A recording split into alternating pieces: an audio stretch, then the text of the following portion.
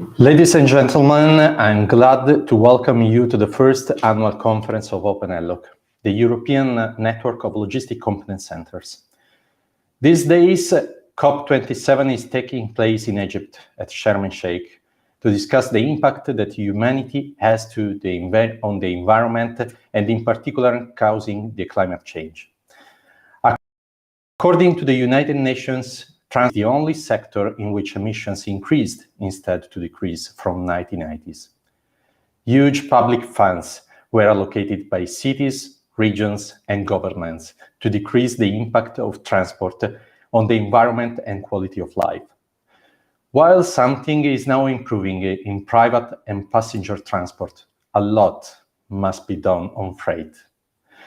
I'm Giuseppe Luppino, President of the European Network of Logistics Competence Centers, and today we will discuss on how European projects can support freight transport in the future.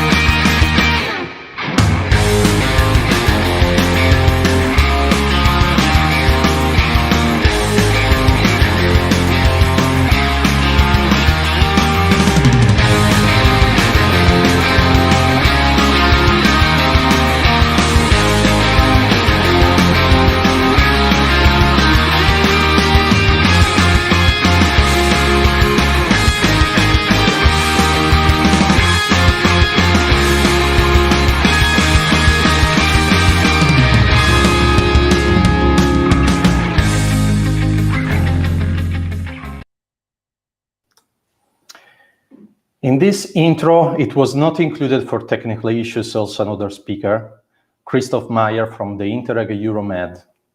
Today, if technology will support us, we will have the first annual conference of the Open ENLoCC network, with important guests from the European Commission's INTERREG Europe, INTERREG IPA Adrian, and AET Urban Mobility. First, I would like to say thank you to all the speakers for their participation today. The conference will start with a keynote speech from Janett Bolther on the different use of the programs for funding transport projects. Then we will have the opportunity to see what is happening and which are the main opportunities from the European Union. Ms. Paola Chiarini from DG Move, Mr. Gilles Kittel and Mr. Robert Spisiak from DG Regio. And then we will have Mr. Lodovico Gherardi from INTERREG, Ms. Lidwin Lafontaine and Mr. Christoph Maier from INTERREG Europe. Then we will have also a presentation from Mr. Lluis Puerto from EAT Urban Mobility. At the end of the conference, Ms. Astrid Szogs, Mr. Piotr Novak and Mr. Guido Fabbri will close the event as representatives from the board of directors of the network. We wanted this conference because we think that freight transport needs a strong support to make a step forward to the zero emissions. European Commission set ambitious targets and transport community is not fully ready. While some important companies are innovating their supply chain, the big part of freight sector is fragmented and not aligned with the targets set. We need, on the one hand, innovation, and on the other hand, activate synergies. This is why we invited the different institutions to this event.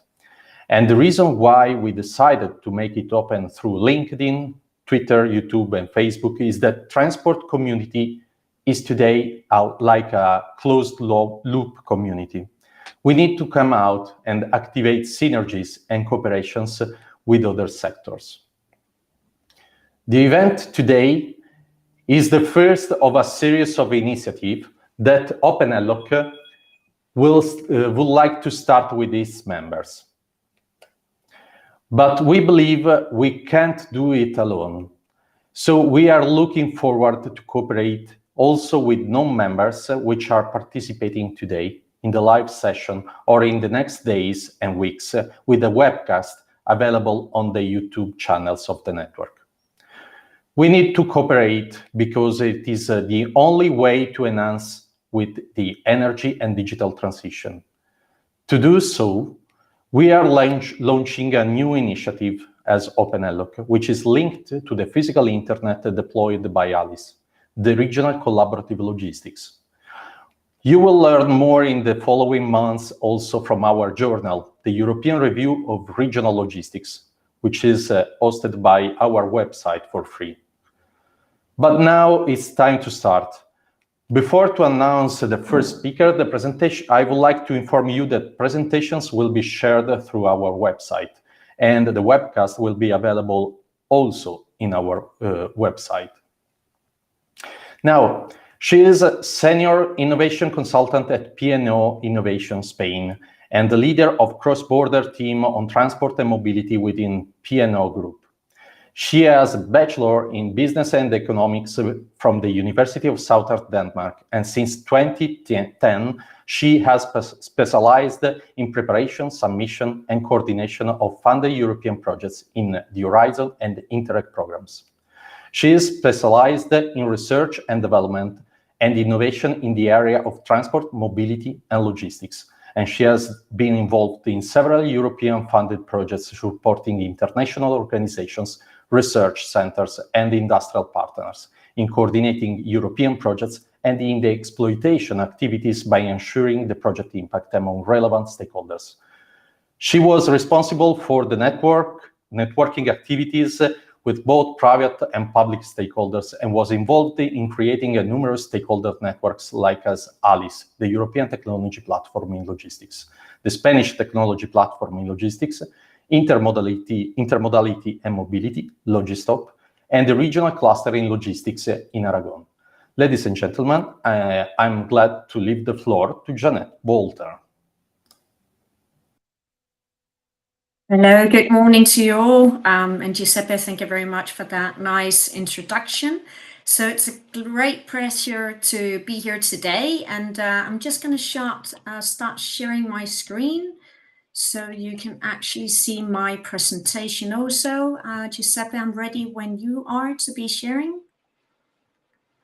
So first of all, today my presentation and my speech will be focused on the European funding programs for innovative logistics and transport, and especially and very importantly, the synergies and the complementarities that exist between the different programs. As already mentioned by Giuseppe, I'm a senior innovation consultant at P&O Innovation in Spain, P&O Consultants, that's part of P&O Group.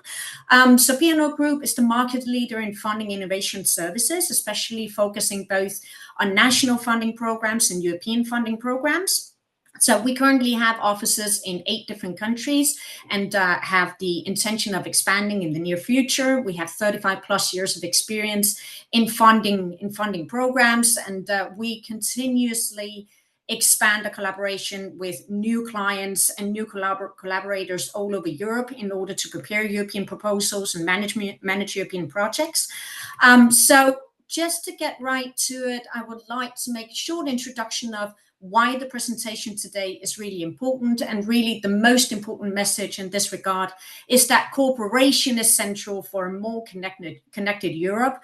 So in this sense, I think we all know that the European funding landscape offers a very great variety of complementary but not necessarily overlapping funding programs. So in that case, it can be very difficult for many people to have a good overview of what is actually available for your innovative projects and your research projects in the area of transport and logistics. So I'm going to try and give you a bit of an overview of the main programs today, and explaining also especially what are the synergies between these different programs and how can you actually use them for different purposes and create directly different levels of funding depending on the stage in which your innovation project is. So in that case, it's very important to mention that each of the funding programs is obviously directed towards a different level of research and innovation maturity. And in this sense, I'm really referring to the technology readiness level. And obviously, they're also directly looking at different types of partners and also geographic scope. So in order to really be able to have a good impact of the projects that the European Commission is investing in, it is of utmost importance to create the synergies between these different funds that are currently existing. And in that way also it will make Europe very strong in order to face the obviously ever increasing competitive pressure that there are from the global markets and that come from the continuous competitive pressure that we're looking into. So in other words, it really is a jungle out there when we're looking at European funding, but I'm hoping to at least give you a short introduction of it. So just a summary here in order to show you the main programs and funds under the multi-annual financial framework. So as you may see, there is a lot of funding that is offered through the cohesion policy, which is the European Union strategy to promote and support the development of its member states and regions. And this is also the program that really includes the ERDF funding that directly funds also the INTERREG program.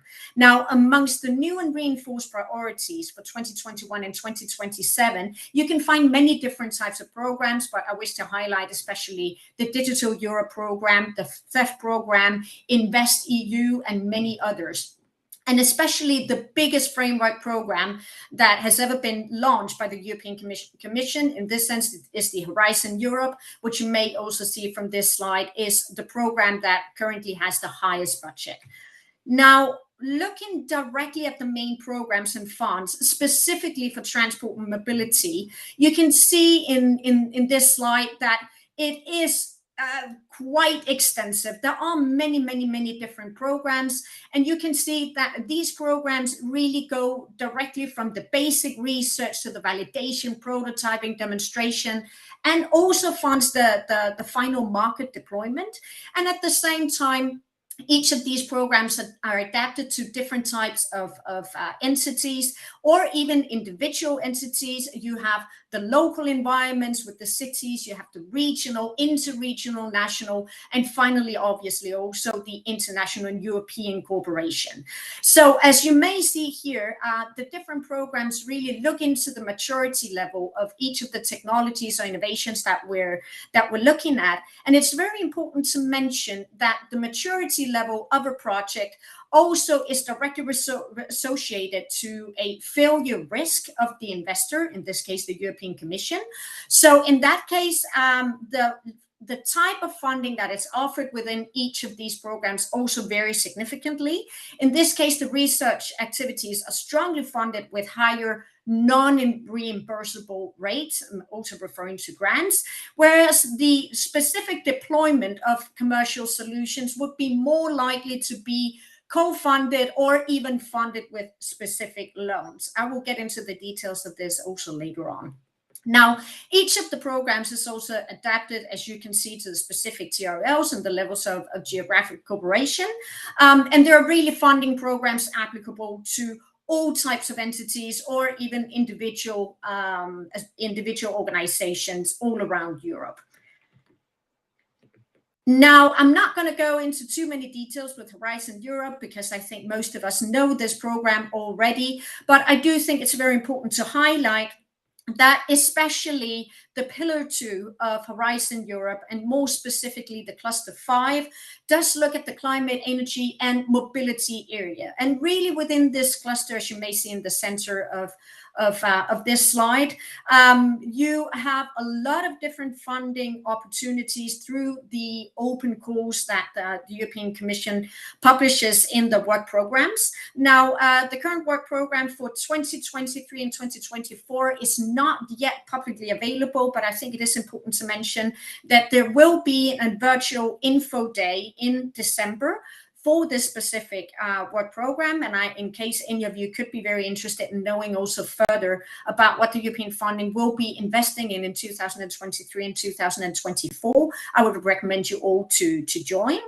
And also you have the possibility of joining a virtual brokerage event during this. So just to give you some examples of projects that have been funded under Horizon Europe lately, and the type of activities that are being developed here, I've decided to focus on two different projects. You have here Multi-Reload, which really looks into specific port solutions in order to create multimodality, which is one of the very high interests also in the European Commission lately. So this is actually a project that does look into enhancing the collaboration between different freight nodes in Europe. So in that sense, it can be very related also to things that would maybe take place also in other types of funding programs. But what is very important here in the type of activities is that this is a project that both does a test and demonstrates the specific developed solutions in three different innovation areas. So you have smart multimodal logistics, the digital and automated multimodal nodes and corridors, and finally also the innovative business models. Now, within this project, it's very important that it's not just focusing on testing and demonstrating. It's also very important in this type of projects that there is a specific advance in the technology readiness level, meaning that you do actually also advance in the innovation as such. So that is very important within Horizon Europe, and that's also one of the reasons why Horizon Europe is created as the program that really does create the new innovation and the new research knowledge. Now, the output of this specific project is more efficient and effective multimodal freight transport nodes in order to increase the flexibility and especially also looking at the average cost of freight transport. Now, the next example that I would like to show to you does focus more on the specific vehicles as such. And in this case, we're looking into the next generation of electric trucks. So again, this is really a project that looks into demonstrating these developed next generation e-mobility concepts. So they're looking at doing an advance within the technology readiness level of the trucks and thereby also demonstrate them in specific living labs and demonstration scenarios. So the outputs of this project would really look into the innovation improvements at different levels, in this case, both at component, vehicle, fleet, infrastructure, and also the different ecosystem levels. Now, on the other hand, we have also a funding program that is quite relevant for the open ENLoCC networks. So in this case, I'm referring to the INTERREG program, which really does look into the European territorial cooperation as such. So we do have different types of programs within INTERREG, and it does offer a lot of different programs. So each of these programs, it would be very important to analyze which one would be specifically applied to the innovative idea that you have for a project. But as you may see here, it's really divided up into three main areas. You have the cross-border cooperation program, the transnational cooperation program, and finally also the interregional program. So this program is really essential for building the connections, especially in cross-border regions. So very important highlight here is that we're talking about interregional cooperation. Now, it does help especially also the public authorities. So here there's a very strong connections to the regions and the public authorities, and in this case especially in order to share best practices and solutions that have been created in the different countries, in the different regions, in order to evaluate how can you on a regional level support the uptake of these innovative solutions, and do this also through better policies and better coordination on the regional level.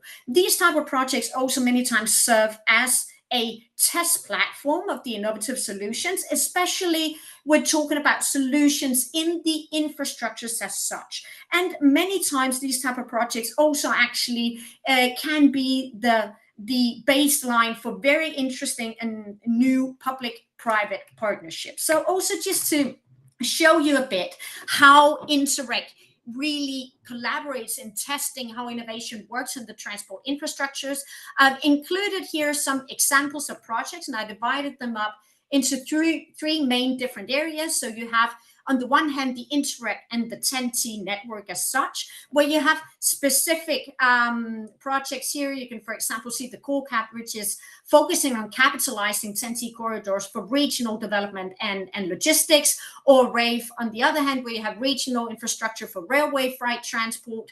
And then on the other hand, you would also have INTERREG and alternative fuels or alternative transport modes.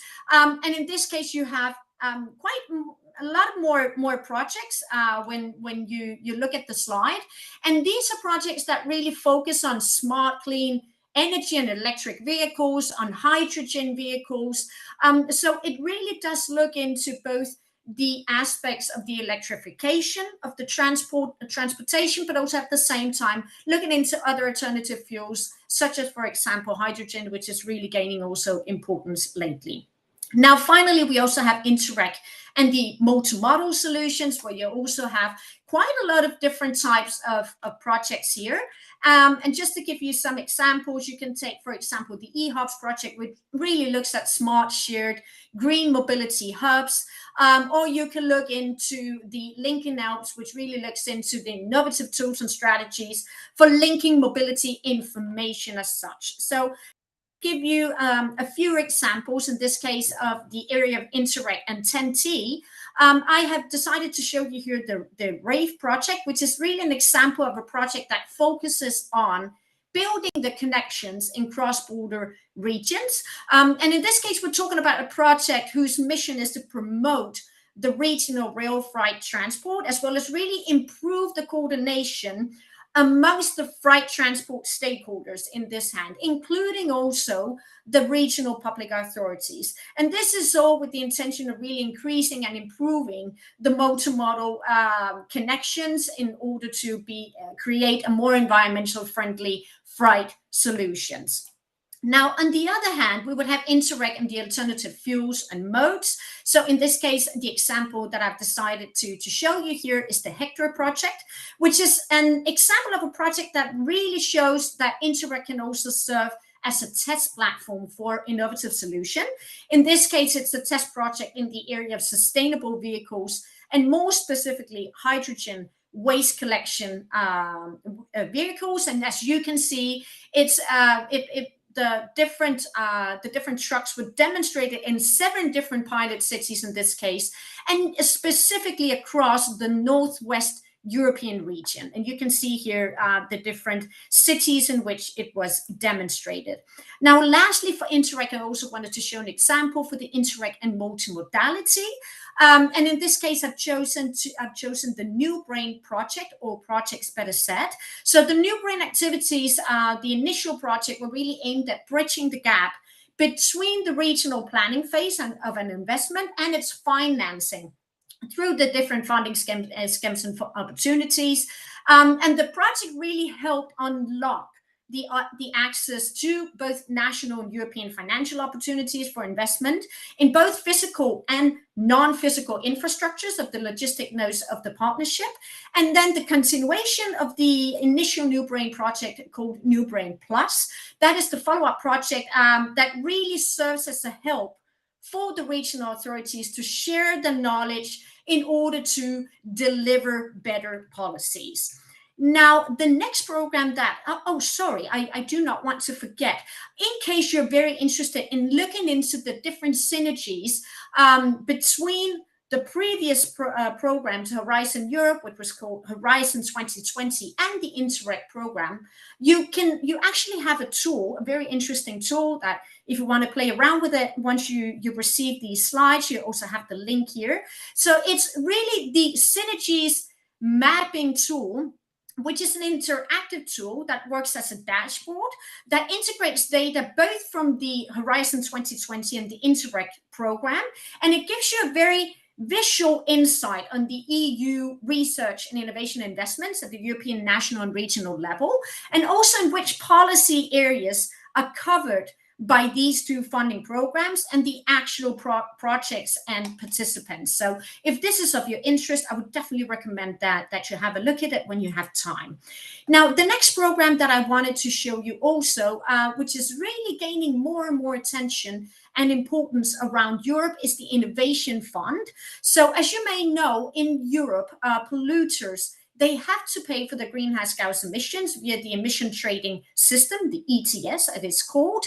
And the money that are raised through this trading system is really reinvested into the Innovation Fund, which is also why this type of funding program is very much focused on what will be the impact of your project, specifically in the reduction of emissions. Now, this project looks at many different areas as well, but the main areas here really are renewable energies, the energy storage, carbon capture and utilization, and carbon capture and storage, besides from also covering some cross-cutting areas. Now, here, for example, it's important to mention that this can actually also be applied to the area of hydrogen, which in many cases actually has a very direct impact also on the transport industry.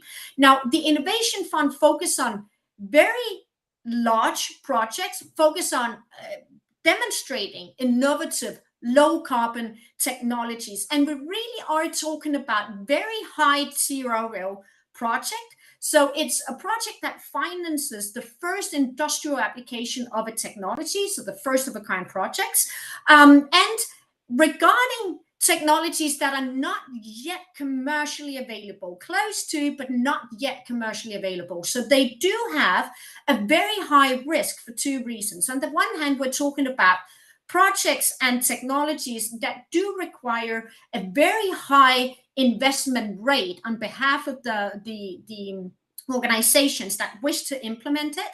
And at the same time, we're talking about a very high risk project because we're talking about technologies that are not yet available in the market. So they still haven't been applied large scale. And that's also why these are very large projects, even though we're talking about large scale projects with a capex of more than 7.5 million, or what they call small scale projects, but we're still talking about large projects where the capex are less than 7.5 million, but it's not supposed to be very small projects, okay? Now, in this sense, also the Innovation Fund is supporting up to 60% of the costs linked to innovation. However, the final funding rate does depend specifically on the emission reduction that are expected to be achieved in the project as such. Now, example of projects that have been funded already under the Innovation Fund, you have just one vehicle to grid parking, where you can see here that we're specifically looking at a project that's demonstrating the feasibility of a large-scale centralized vehicle to grid, so V2G system. So in this case, the project really focuses on avoiding by 100% GHG emission produced by a conventional technology. So that is also very important, this type of project, that you can compare it to what was previously used and what will be the impact of what will finally be implemented in your project. But here we are also talking about a system that really looks at the bidirectional fast charges. Now, another example that I wanted to show you is the CPAC Green H2. So as the title already indicates, this is a project that does focus directly on the hydrogen. And in this case, we're really looking at a energy saver, and we're looking at, again, a very high reduction of the emissions, GHG emissions, compared to a conventional technology. So that is very important compared to the conventional technologies. So this is where you could really have an interesting project. And in this case, we're talking about a project that really looks into hydrogen for the specific use in the transport sector. Now, a whole different program that I wanted to mention to you also is the European Investment Bank. So this is a facility that's offered by the EIB, and it's called the Cleaner Transport Facility. So it's an initiative that supports the deployment of cleaner transport vehicles and also directly associated to the infrastructure needs, such as the recharging infrastructure and the refueling infrastructure. So the CTF assists in investments in cleaner transport projects, both to public and private stakeholders. Now, the type of funding instruments that the EIB offers for this, specifically looking into the loans, the guarantees, and the quasi-equity. So we're talking about projects that looks into providing loans for the organizations in order to do the investment in the infrastructures and in the specific assets, including also the vehicles. And you can see here that it does look into the different deployment of alternative fuels, and you can just some examples mentioned here: the electricity, hydrogen, biofuels, natural gas, and so on.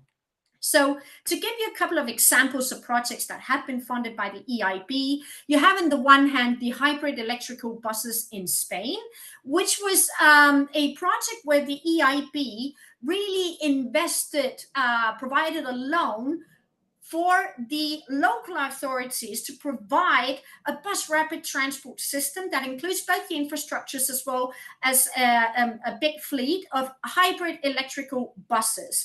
And on the other hand, you also have an example in Bulgaria, specifically for the municipality of Sofia, where they provided a loan in order to promote the sustainable urban mobility and also to develop both electrical buses and also electric vehicle charging stations. So you have many different examples of projects that have been that have been funded through the EIB, and these type of projects especially many times give both the private stakeholders, which could be, for example, the bus manufacturers that wish to sell the buses to public authorities, or it could even be for waste management trucks, also again for the public authorities. But many times the public authorities, due to their financial restrictions, they cannot pay everything at once. So many times the payments are really prolonged in time. And this is where also these type of loans can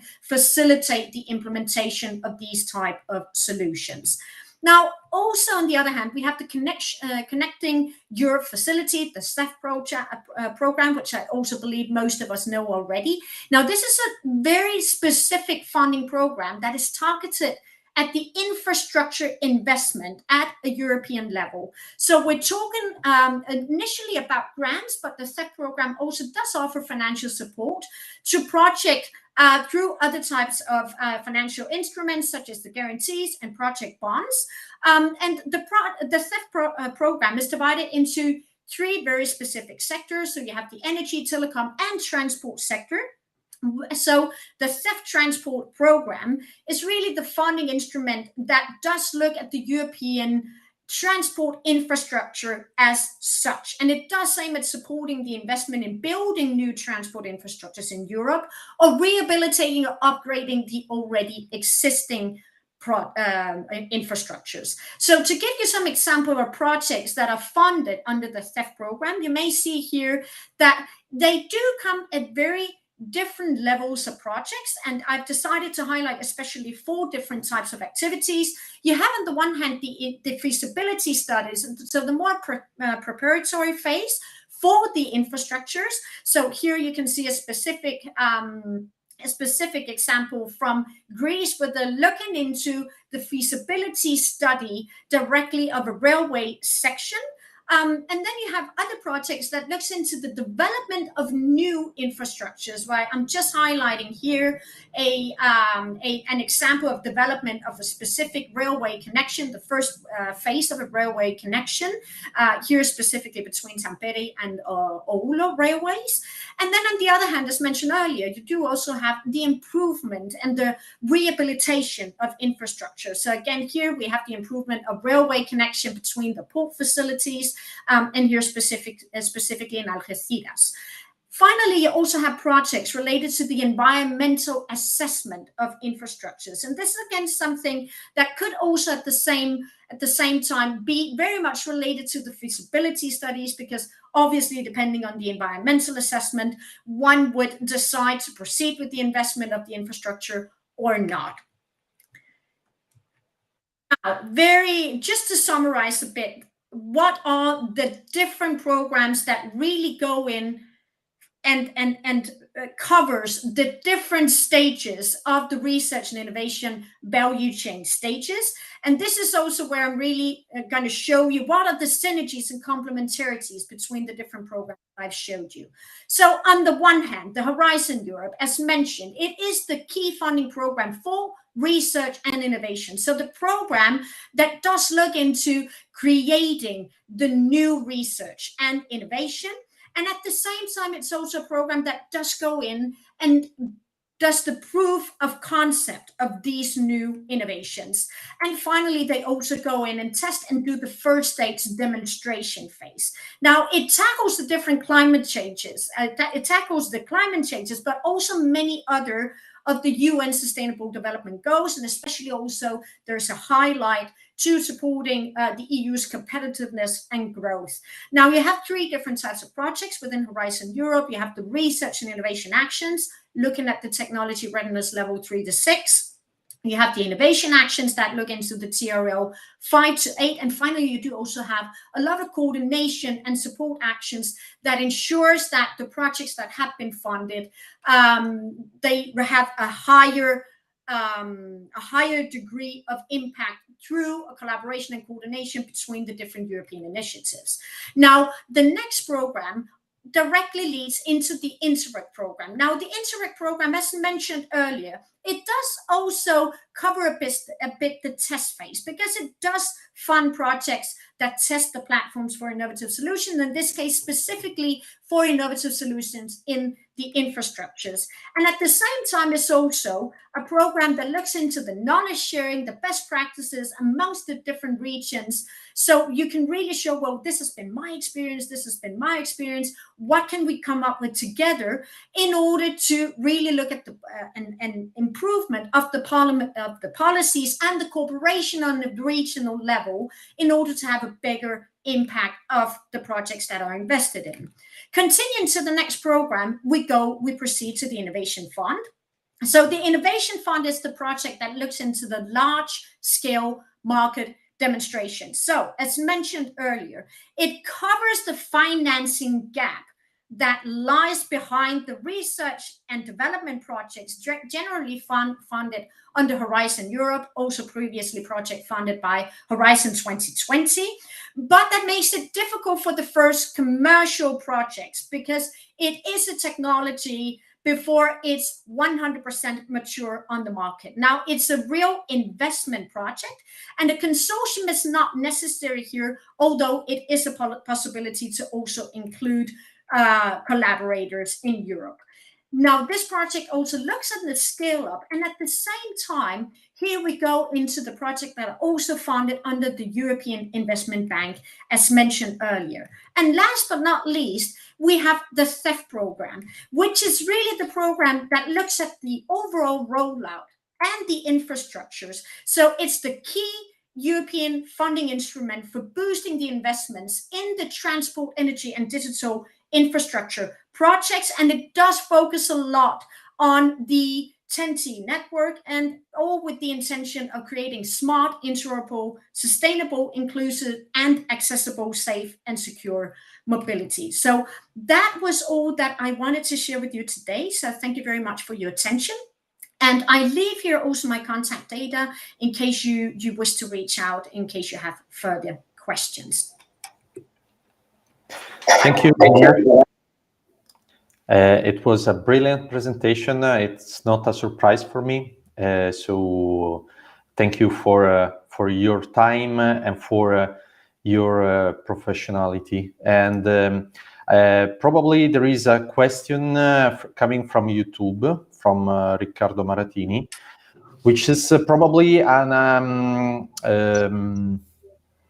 question which is open to all the audience, because it says in recent years a big deal has been appropriately paid to the urban dimension. What is your viewpoint about a future further and stronger widening to peri-urban, rural, and regional ones? We discussed several times about the concept of functional urban area, and it is a concept which is coming out from the discussions in Europe. What is your opinion?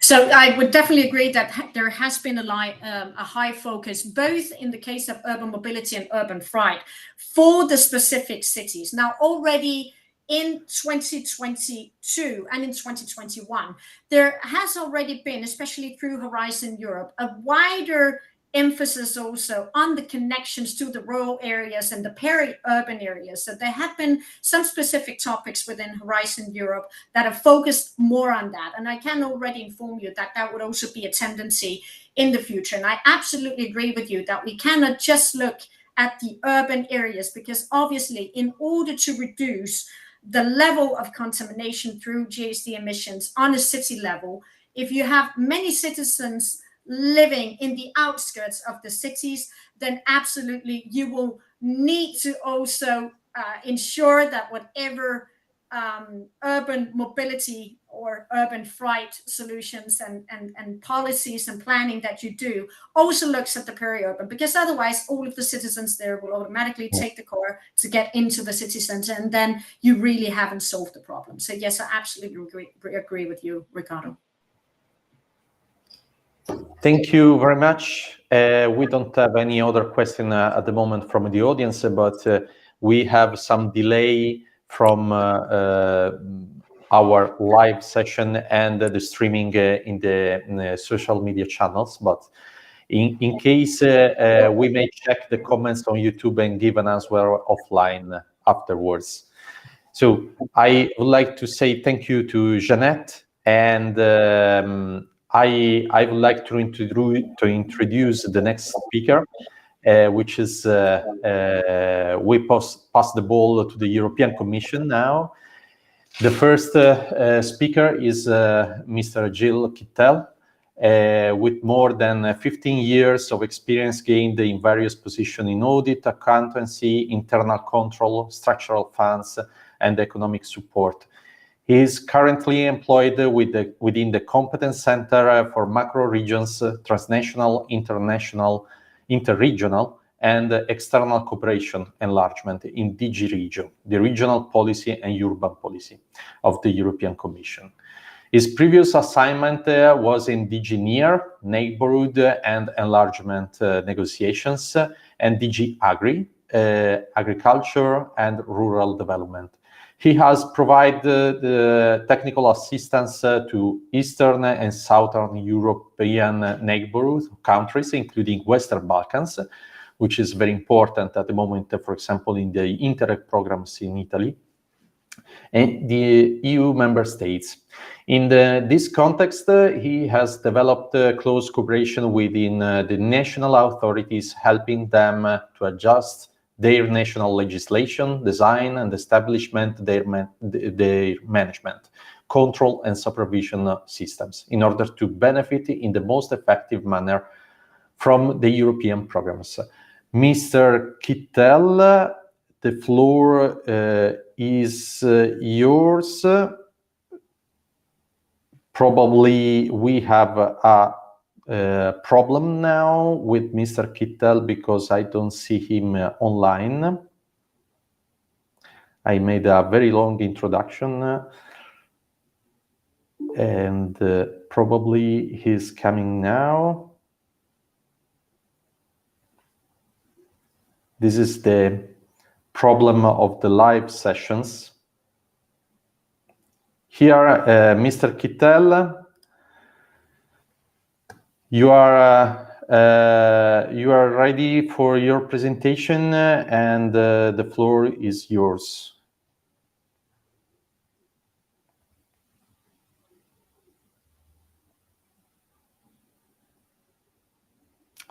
We can't hear you.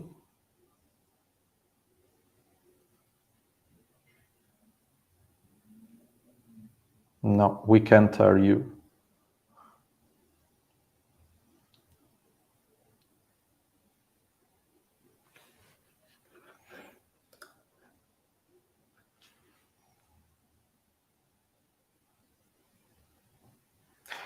I kindly ask to the next speaker. In the meantime, we will check the problems with Mr. Kittel. The next speaker is Mr. Robert Spisiak, and it's from the DG Regio, Unit D2, INTERREG Cross-Border Cooperation, Internal Borders. He is Program Manager, Desk Officer for the European Cross-Border Cooperation Programs, INTERREG. He is a Senior Specialist for Sustainable Growth Matrix Interaction, Transport and Mobility in DG Regio T2. Mr. Spisiak is in charge of analyzing, negotiating, modifying, and/or preparing for approval proposals for cross-border cooperation programs in Germany, Bavaria, Austria, Czech Republic, Slovenia, and Austria, and Germany, Denmark, and of managing, monitoring, and evaluating their implementation in line with applicable rules.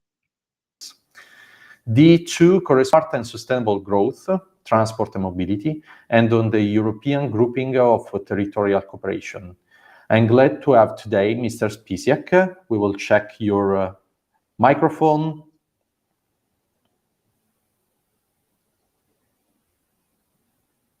Mr. Spisiak. Good morning, everybody. Can you hear me?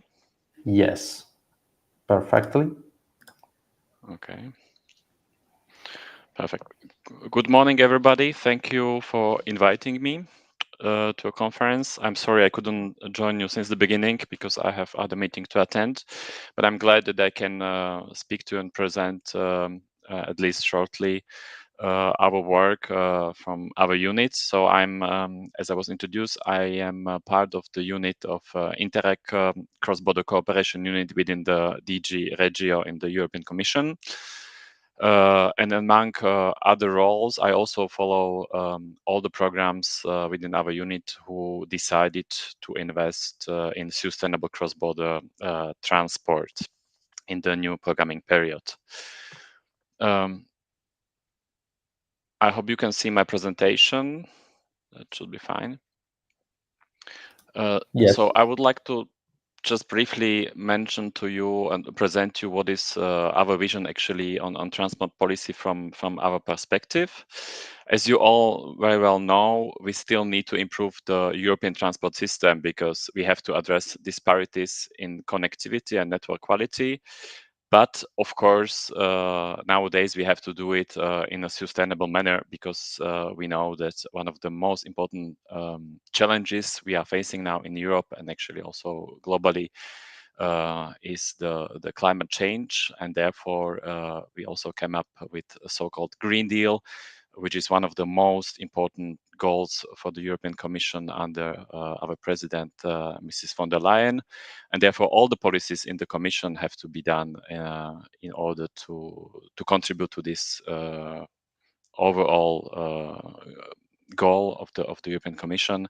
Therefore, we have to invest also in the transport and mobility in a sustainable manner.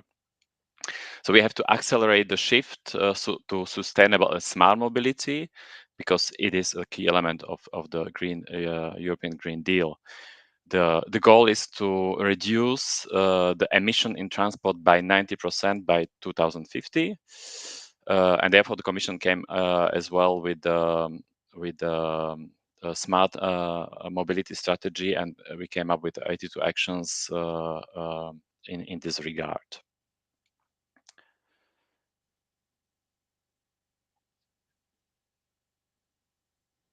Well, what is our what can we say that cohesion policy? How can cohesion policy help in delivering on these objectives, while make sure that actually no regions whatsoever in the European Union will be left behind?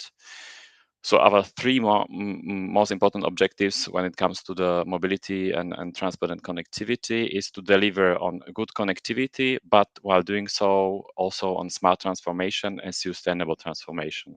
So what we want to achieve is, of course, global goal of transport and mobility policy is to improve the connectivity, meaning quality and resilience of the network, then to work on missing links and bottlenecks. This is very important, especially for our programs, because we also came up with a study on missing rail links, where we identified the most crucial missing links, which we identified across the European Union on our internal borders. Then we have to work, of course, on multimodality and internal modality, improve and increase safety and security, of course, increase or improve accessibility, and especially for us, it's important also to improve cross-border connectivity, because this is very often left behind, because it's not, especially from the perspective of DG Move, it's not a let's say main focus to improve the cross-border connectivity in the cross-border regions as such. That's why this is very important for us in the DG Regio. As I said before, we have to do it in a smart and sustainable way. So we have to also use modern ICT technology, use all the data and artificial intelligence which is available now, and to use also connected and automated multimodal mobility. What does it mean in a sustainable way? As I already mentioned before, we have to work on reducing the emissions, then also to address externalities, shift to sustainable modes. So of course we would like to prefer or to support rather rail and not roads. We would prefer to support public transport and cycling rather than supporting other modes of the transport. And of course, important is zero emission mobility and working on alternative fuels and infrastructure. What can be actually the role of INTERREG for sustainable transport? As you probably all know very well, we have in this programming period less budget available on the European side. Our share in cohesion policy is around 4.5% for INTERREG programs, which is very small in compared to the other big so-called mainstream national programs. Therefore, we need much stronger thematic and territorial focus. And our overall objective in cohesion policy is in general now to be more strategic on the transition to smart and low carbon economy. What is important to mention here that whenever INTERREG programs decide to invest in mobility and transport projects, it is important that by doing so, the unique character of INTERREG programs will remain, meaning the cooperation is the key. What I want to say with that is that we don't want to see any mirror projects on both sides of the border, that two member states will decide, okay, we will do one part of the road or one part of the connection on each side of the border without any cooperation whatsoever on both sides. INTERREG programs are here to improve the cooperation between member states. Therefore, even if INTERREG programs decide to invest in the transport projects, cooperation is the most important part of such projects and must remain so. As we know that we don't have such a huge budget in compared to other funds, we of course encourage complementarity to when it comes to fundings with other funds. such as cohesion funds, CEF funds, REF, or even searching for the funding from European Investment Bank. So the role of INTERREG can be seen as actually as a catalyst for larger innovative cooperation projects, but not as something which will fund and support all the project by itself, simply because we don't have budget available in this in that size. So what could be concrete opportunities under INTERREG for sustainable transport? So we can imagine that under INTERREG we can develop transport strategies to support joint comprehensive transport plans, feasibility studies. Then we can work and support on missing railings and public transport links, on their identification and promotion. We can offer advisory support for solving cross-border bottlenecks and obstacles. We can support innovative solutions for sustainable mobility and pilot projects. And in some cases, we can also imagine that we could support infrastructure and equipment, and we can support preparatory actions for TEN-T and other investments. Here, I just put for your information some existing information on cross-border transport, which was provided by our unit. In 2018, we published a huge study on missing cross-border railings, where we identified 48 most beneficial missing cross-border railings. I invite you to check that study and find out if one of those identified missing cross-border railings are maybe close to your border area or close to the area where you are located. Another big study which we conducted was mapping of cross-border public services, many of which were actually also on transport. And recently we published in 2021 mapping of cross-border public transport services and their respective obstacles.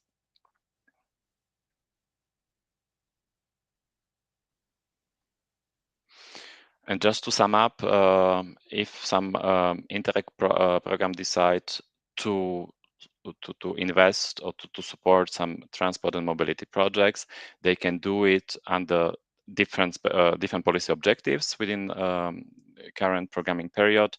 It's either under PO28, which is multimodal urban mobility.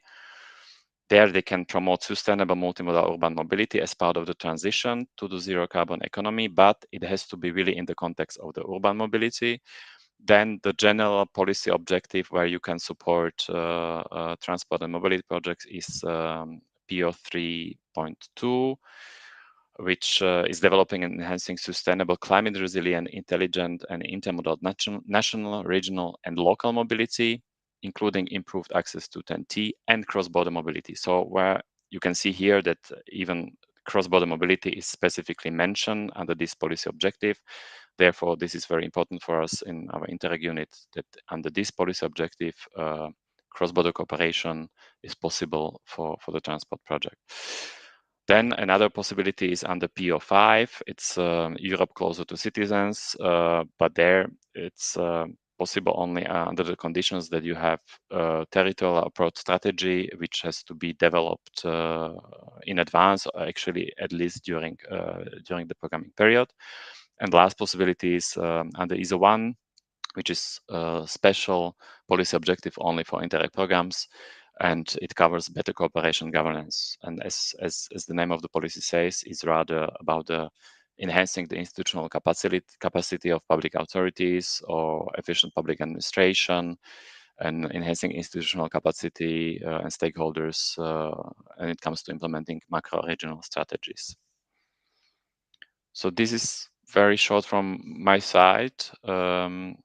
And I'm happy to take any questions if there are some, and if not, I'm happy also to reply later on by email or by other means. Yes, thank you, Mr. Spisiak, for your cooperation and your patience, because we talked about this event with Mr. Kittel well in advance, before the summer break. I don't see any question from the audience, probably also because there is a huge delay between our speech and and the streaming. What I would like to ask is that you mentioned, for example, that INTERREG means cooperation. INTERREG means that we have to strengthen the cooperation between member states. I would like to ask you, do you think it is possible to strengthen also the cooperation at regional level? I mean,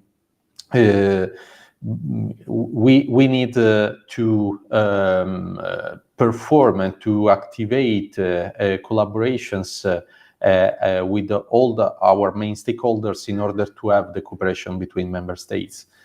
So what is your opinion in the definition of a regional collaborative framework which can collaborate also with other regions? Because in ENLoCC we are working to the concept of regional collaborative logistics, which aims to perform horizontal collaboration between operators and transport community, institutions, logistics nodes, and we would like also to enlarge this concept also in the other regions.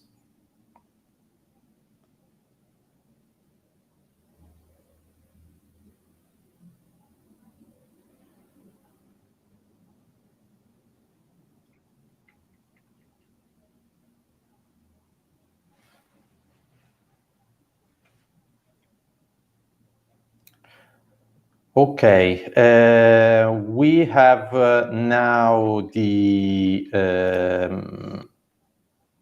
next speaker is the policy officer at DG Move. She joined the Innovation and Research Unit at the European Commission Directorate General for Mobility and Transport team. As a policy officer, she is currently in charge of several files spanning from research and innovation in logistics to issues related to the EU research private partnership. She has experience in managing European-funded research projects, having worked for 5 years on space research in the Commission Research Executive Agency. Before joining the European Commission, she worked in the Aerospace and Defense Industries Association of Europe as the coordinator of a project supporting the involvement of small and medium-sized companies in aeronautics research projects. She holds a master's degree in international studies and a postgraduate degree in management. Ladies and gentlemen, I'm glad to have today Ms. Paola Chiarini from the DG Move. Good morning. Thank you, Giuseppe, for this very nice introduction. Could you please display my presentation?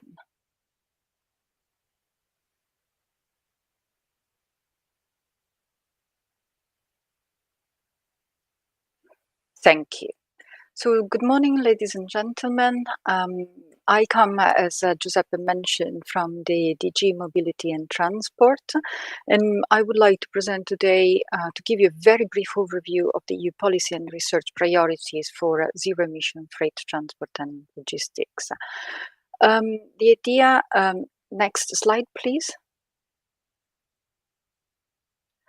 Okay, what I would like to do is to touch with the first 2 points on the policy background. Why the policy background? Because this is all the policy objectives are the one that drive all our actions, even in research and the funding activities. And then speak about Horizon Europe, the CEF Transport calls, the Europe's Rail Joint Undertaking calls. So give a little bit more information on funding opportunities. And I thank you, the previous speakers, especially Janett, Bolther, for the fantastic introductions to all these topics. Next, please. My colleague already mentioned that the European Green Deal, which is one of the top priorities of the European Commission, calls for a 90% reduction in greenhouse gas emissions by 2050.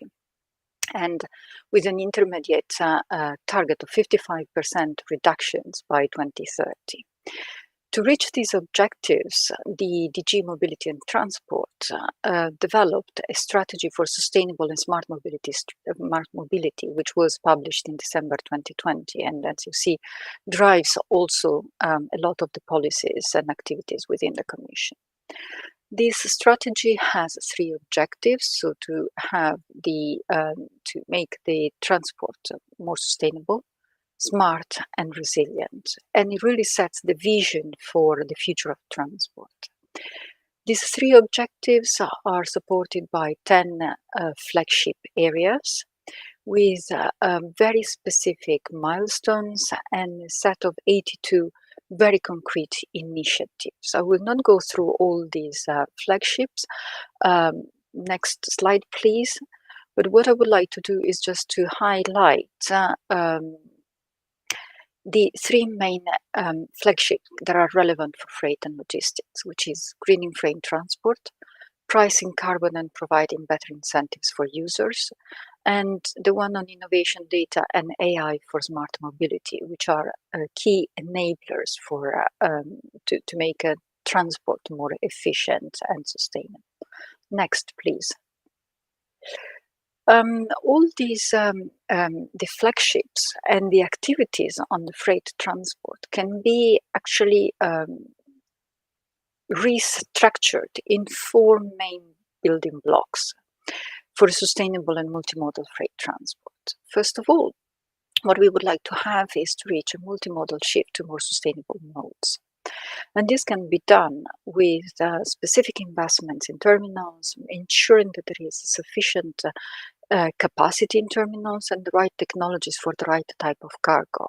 So also to work on the technologies to have more innovative transshipment technologies.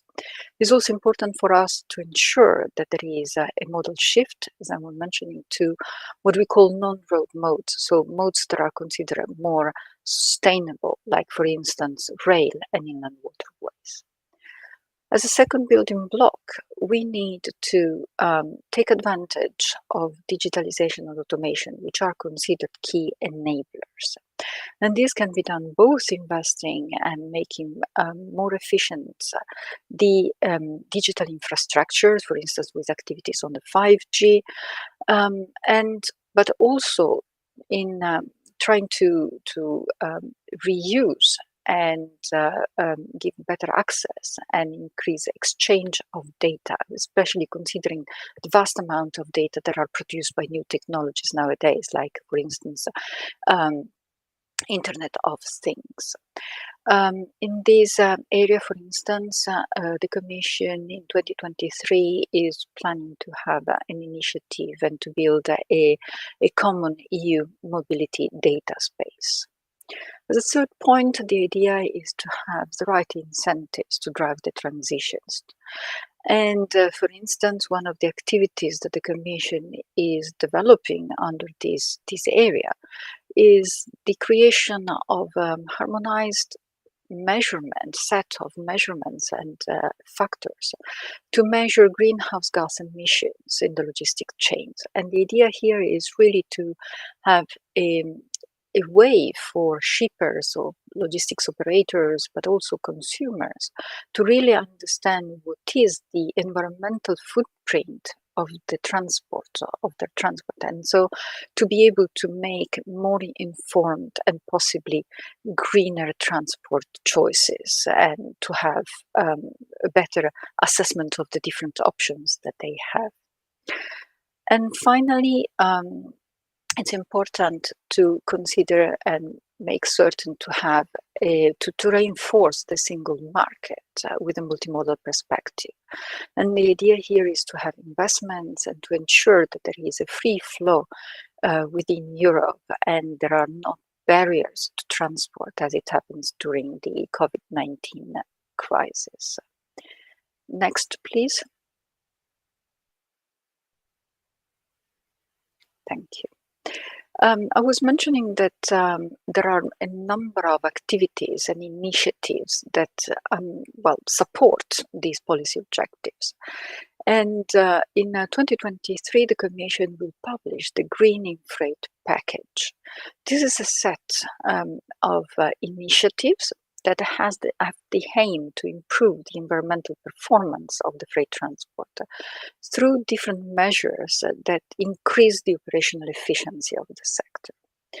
This package of initiative, for the time being, is expected to include a revision of the Combined Transport Directive, to include the Counter Emissions EU, so this initiative on setting a clear measurements for greenhouse gas emissions, the revision of the Weights and Dimension Directive, some initiatives on international freight and passenger transport, especially related to rail traffic, and the revision of the Train Drivers Directive.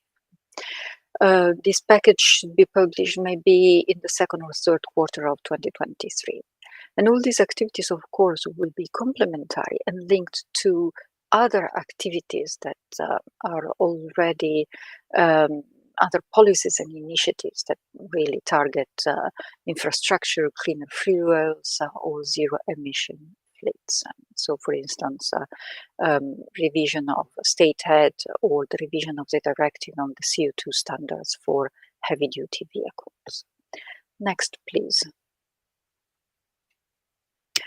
The second very important piece of legislation, and there was a question on urban mobility and rural mobility, is the Urban Mobility Framework. And indeed, this was published, the new Urban Mobility Framework was published in December 2021 as one of the initiatives following the Sustainable and Smart Mobility Strategy.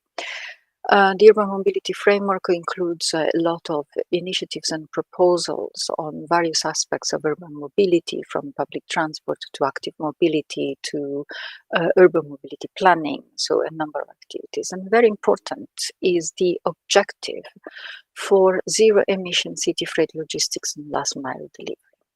The point here is that city logistics is recognized as fundamental for the economy and the life of cities, but also it's recognized that there are externalities to city logistics, and therefore this framework considers two different points. On one side, looks at the strategic and policy aspects, considering that it's necessary to have and to support collaboration between local authorities and all private stakeholders to make certain that there is a good planning, urban logistics planning and management, well integrated on the overall mobility planning.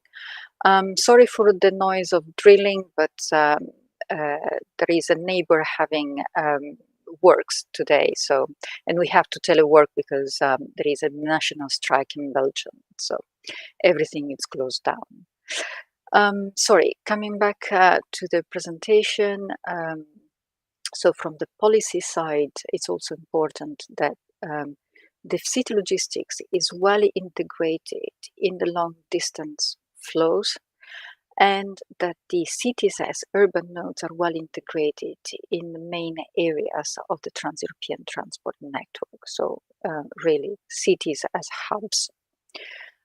On the second part, the framework looks at more technologically and innovation-oriented solutions. And these include the rollout of zero-emission vehicles, but also tries to accelerate the development and the deployment of innovative solutions, and at the same time the model shift to more sustainable modes, transport modes, and also in looking to increasing the efficiency of assets and infrastructure, how the infrastructure and vehicles are used. And finally, also voluntary data collection and sharing. It's also a major point that stakeholders always highlighted. Next one, please. So the main actions proposed under urban is then sustainable planning, to support sustainable planning, dialogue and collaboration between the parties. I go through quickly because this has been mentioned. As I mentioned, there is a planned revision for the CO2 emission performance standards for heavy-duty vehicle, and also actions for the voluntary data sharing between all types of stakeholders. And these actions will be discussed with industry, with cities, with the local authorities in a new group, expert group, that started these activities mid of October, the European Group on Urban Mobility. Next, please. After, as I said, giving you a little bit of background on the policy, what I would like to do is to pass now to actually the research framework. And as I said, thank you for already having given to the first speaker to have given such a brilliant overview of all the various framework programs. In Horizon Europe, logistic priorities are well embedded under Cluster 5, so the cluster on climate, energy and mobility that has objectives, as has been already mentioned, decarbonizing the energy and transport sectors by 2050, and improve, however, the sustainability, but also the competitiveness of these sectors. Logistics is taken into consideration under the multimodal and sustainable transport systems for passengers and goods, this specific area. And the key words for all actions and funding under this sector, in this area, will be sustainability, to be smart, efficiency, interconnectivities, and reduce external cost. So these are the key words, the objectives that we have to reach. Beyond the actual Horizon Europe program, so this part of multimodal and sustainable transport systems for passengers and goods, there is another area which is very interesting, and is the climate neutral and smart cities mission, which is another area where there is funding and support to cities and local authorities and specific research activities also, to reach the objective of 100 climate neutral and smart cities by 2030. Next, please. Here I just included a list of the calls that have been published since 2020, just to give you an idea of what has been funded, what are the topics and the ideas. And you can see there are interesting ideas mainly on sustainability, increased efficiency for airports and ports, for multimodal transport nodes. This is, for instance, the call under which the multi-reload project that was presented at the beginning of the event has been funded, but there are also activities on urban logistics with last mile and urban planning, and also on resilience of the supply chain and integration of transport of logistic networks. Next, please. These are the calls, as you can see, from 2020, 2021 and 2022, which now are all closed. The next work program, the one for 2023-2024, is expected to be published on the 28th of November, and you will find the information of the calls under the funding and tender portal. As it was mentioned, there will be an information day where these calls will be presented on the 15th and the 16th of December, and there is a specific session on cooperative, connected, automated mobility and multimodal transport, so covering also the logistics topics, on the 15th of December at 11 o'clock. And you can register, it's fully virtual, it's open to all interested participants. It's not been decided yet, but there might be a pre-publication as early as the end of this week of the work program, so watch out, but I mean the difference in time will be minimal. Since the program is not being published yet, I cannot present the topic specifically, but just to give you an avant-goût of this, there will be topics on organization and behavioral changes towards greener transport choices, on operational automation, on greenhouse gas emission factors for accounting emissions, so in support of the Count Emissions EU, and then in 2024 on scaling up logistics innovations. Next, please. As it was mentioned, there are also opportunities beyond Horizon Europe. I will not go through the Connecting Europe facility since this was presented already by the first speaker, much better than I can do. But just to say that this is also another program which is very interesting for transport, with 25.8 billion euros dedicated to transport infrastructure. Next, please. And what is interesting is that currently there is a call open with deadline on the 18th of January 2023, and it's a call for 5.12 billion euros. I provided the link to the information to the application forms and application pages. And the topics are there is quite a long list of topics, and they range from inland waterways, maritime and inland ports, railroad terminals, multimodal logistic platforms, multimodal passenger hubs, smart and interoperable applications for transport. So there could be something very, very interesting for the logistics sector in this call. I invite you to have a look. Next, please. And then I would like to conclude really with another set of calls which is open currently. So the calls for proposals for exploratory research and other activities under the Europe's Rail Joint Undertaking. So these private and public partnerships between the Commission and the rail sector. And the deadline is the 14th of December, and there are again a number of calls. I selected 3 which I consider the most interesting for the logistics sector, but there may be something else interesting for you, so please have a look. And there is a call on standardized offer contract management for agile access to rail freight and multimodal services in the EU.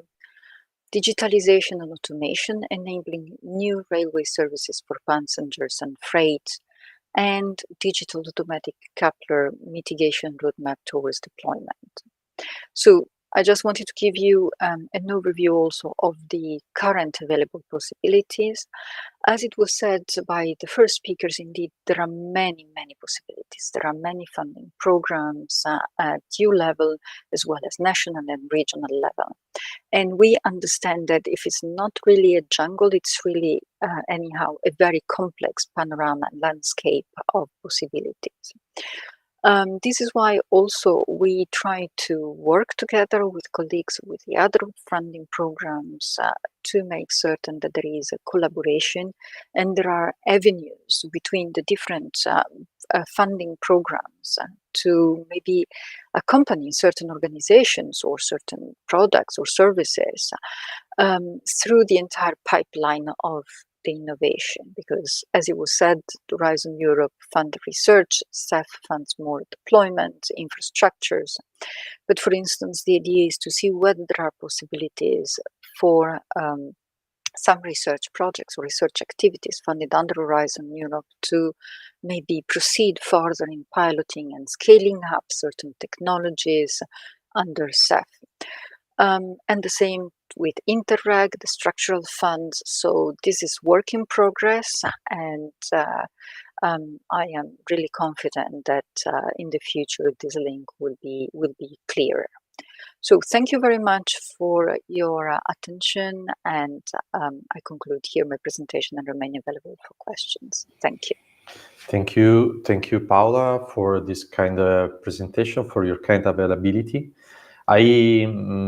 I don't see questions from the audience, even if probably I would like to be focused. It's not a question, it's just a comment that city logistics is integrated in the long haul and in the long transport. This is something that we as Open ENLoCC and Institute for Transport and Logistics, which is the organization for which I'm the responsible for the European projects, we are working from several years, because it is quite obvious today that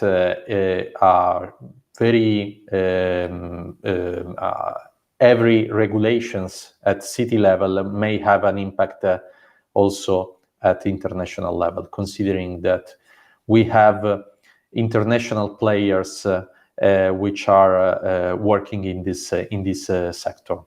I would like also to mention again the end of the month, 28th of November, for the publication of the next work program. And I think that we may also try to answer to some questions which are coming offline, even also because, if I'm not wrong, you are in a hurry. Unfortunately, yes. Sorry. Thank you for joining us, and thank you for your cooperation, for your availability. And in case of need, I will share the questions coming from YouTube with you. Thank you. Absolutely, I'll be glad to. Thank you for the invitation and good continuation of the event. I'll stay connected a little bit longer, but then if there are questions, but then I need to leave. So thank you very much. Have a good continuation and nice day. Bye. Bye. Bye. So we can try again with Mr. Kittel if technology will support us. Can you try to speak, Mr. Kittel?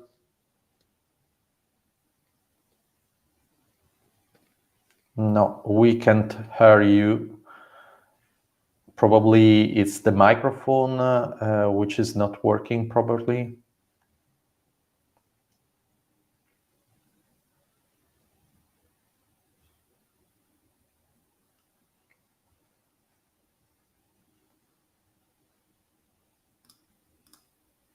No, I can't hear you. Unfortunately, we have to check some internet connection. Maybe you can check from the settings of the platform and select the proper audio.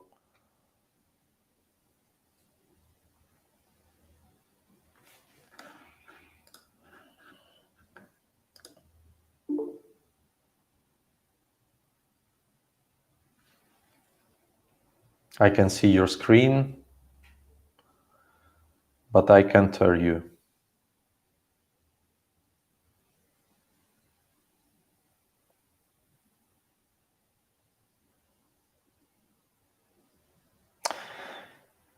Okay, I suggest to go to the next speaker, which is Lluis Puerto, Mr. Lluis Puerto, Market Development Director at the IIT Urban Mobility. Mr. Lluis Puerto is Market Development Director at the IIT Urban Mobility and has worked for the past 22 years in the mobility sector. Specialized in intelligent transport system, road safety, environmental impact, and end-user behavior from the technical research, policymaking, and consultancy roles. Mr. Puerto, the floor is yours. Let's check the connection. Hello, good afternoon, everyone. Yes, everything is fine. Great. I share your presentation. Okay, thank you. Do you have your presentation already shared? It's it's uploaded, and okay. I could go to the. Okay, now it's here. Okay. Thank you. Thanks a lot, Giuseppe, and thanks to the entire network of logistics competence centers for allowing us to present today in your conference. As said, my name is Lluis Puerto. I work as Market Development Director at EIT Urban Mobility. And today I want to introduce you to our activities, our goals, and how to engage with us. I know that some of the members of this network are also shared with our network. So some of the members like Cert, Lukasiewicz belong to both networks. So that's already a very good start and a proof that there is potential synergies for your members to get engaged with us. So as for those who doesn't know us, just to say that we are part of the EIT community. the European Institute of Innovation and Technology that set up the first knowledge and innovation community back in 2010, the Climate Kick, and since then has been establishing different thematic knowledge and innovation communities until ours was created in 2019, EAT on urban mobility. So we have been in the business for not a long time. So we are one of the youngest members of the European partnerships, but already you will see what is our goals and what we can offer you that could be of interest for your activities. So for us, the main goal is to respond to the climate emergency and the impact this is having in cities and how mobility is contributing to that. So we know, all of us know, that mobility has to change radically in cities to fight the climate emergency. And the more it takes, the worse the consequences. So we need to accelerate the process that we all know we have to do and we all have started to make. And in order to be faster and accelerating, our approach is to foster innovation, building ecosystems at regional, at city level, regional, national, or even European level, which is the entire community. And we do basically these four things. So we match and connect the actors. We bring the new talent to business, so training not only new generations, but existing generations on new transport technologies and business models, for instance. We bring innovations to market. So we work with high TRL solutions. We work with normally with TRL 7 or above solutions, so close to market, and we support this deployment to market. And then also we work a lot with startups as the paradigm of innovators. So we work with startups, we accelerate startups, we even invest in startups as well, and we support them in their scaling process. All of this has only one target, which is improving mobility to get more livable urban spaces. Our network has been composed until now of more than 300 organizations coming from very different origins, stemming from cities. We have worked with 40 already, with companies, whether they are large SMEs or startups, NGOs, research institutes, students from our master's courses, also universities and academia, and of course EU institutions that provide us the policy framework that we are addressing with our activities. We are organized geographically, as you can see in this picture. We have our central offices, our headquarters in Barcelona, Spain, and we have different hubs. We have distributed our membership in different geographic areas. So in the north of Europe, we have a hub, which is based in Copenhagen, but covers all the purple area. We have another hub in Netherlands, Helmond, that covers the green area, West Europe. Central Europe partners have a reference office in Munich, Germany. And our Eastern partners have as a reference office our hub in Prague, Czech Republic. But we also have sub-hubs or what we call RIS hubs, RIS hubs in countries with lower innovation performance indicators, which mainly are southern and eastern countries. So we have in all of those countries that you can see on the right-hand side column, we have smaller offices, smaller ecosystems, but also some of them very dynamic, like in the Baltics, in Poland, many countries in Eastern Europe, in Romania as well, in Greece, Turkey also, and Portugal, just to remember to name a few. And then thematically, we cover mainly these 5 areas. Yes, of course, sustainable logistics is a very important one and will be a very important one throughout our lifetime. But we cover also mobility and energy, whether we are talking about electrification, new fuels, hydrogen. So this is an area of interest for us to support innovation. the improvement of the public realm, so transforming spaces from individual car use to other uses that make cities more livable. Also, active mobility, promoting walking, cycling, micro-mobility as well, in general, as an opportunity to shift from heavy, high fuel consumption vehicles to low consumption vehicles, low energy consumption vehicles, and also electrified. And then a big area that we call future mobility that comprises many technologies from AI to automation, artificial vision, many different disrupting technologies. Computing could be also one of them that have mobility applications. And then, as I mentioned, our added value for our members is that we bring them together. So we want them to work together to bring innovations to the market.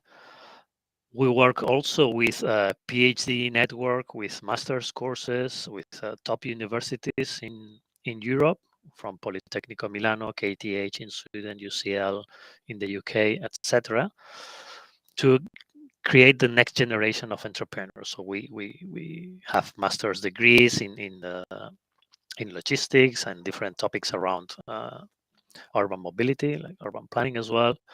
But we also support them in becoming entrepreneurs and creating their own startup. Also, we have programs that support the piloting of innovations in cities so that they get closer to market or have their first experiences in deployment.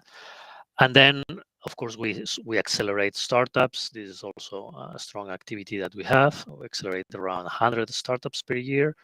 And in some of them, we even bring some seed capital to support them their initial growth stage.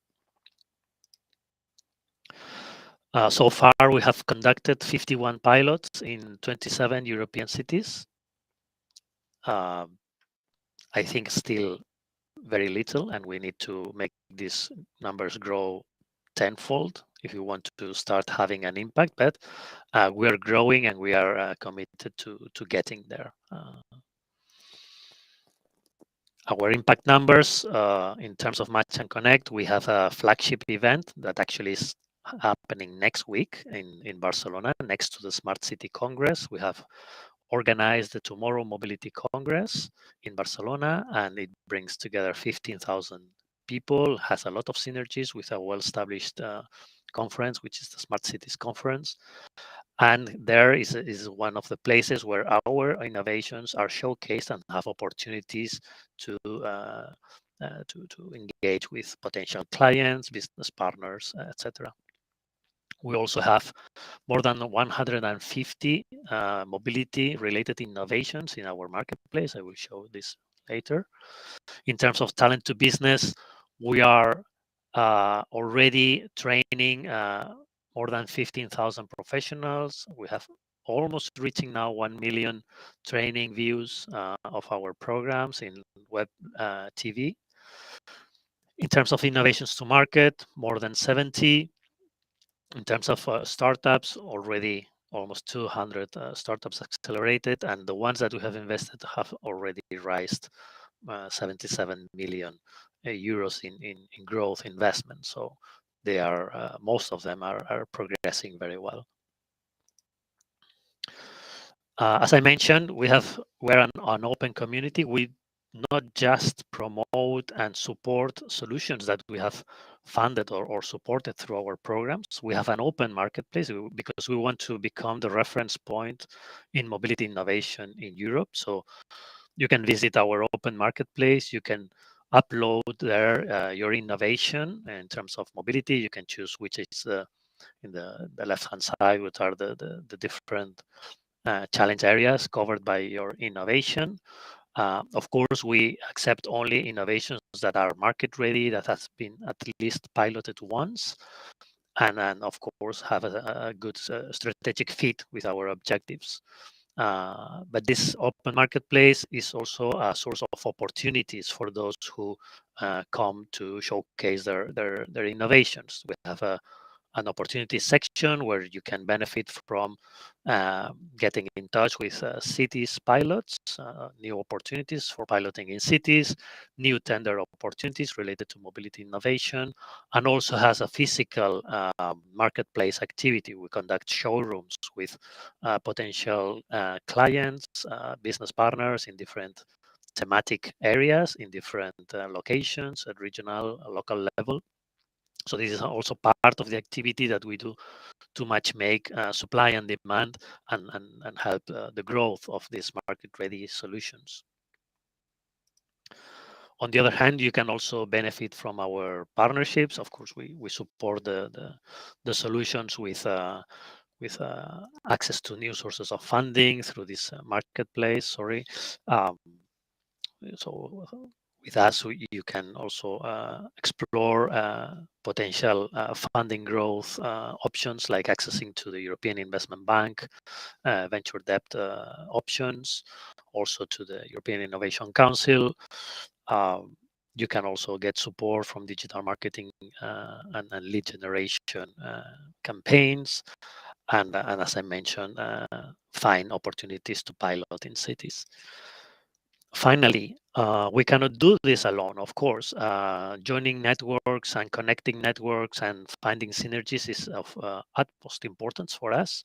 And that's why we are working closely, especially with two INTERREG programs, Central and Euromed, with whom we're developing a very good understanding of what the synergies can be between the two.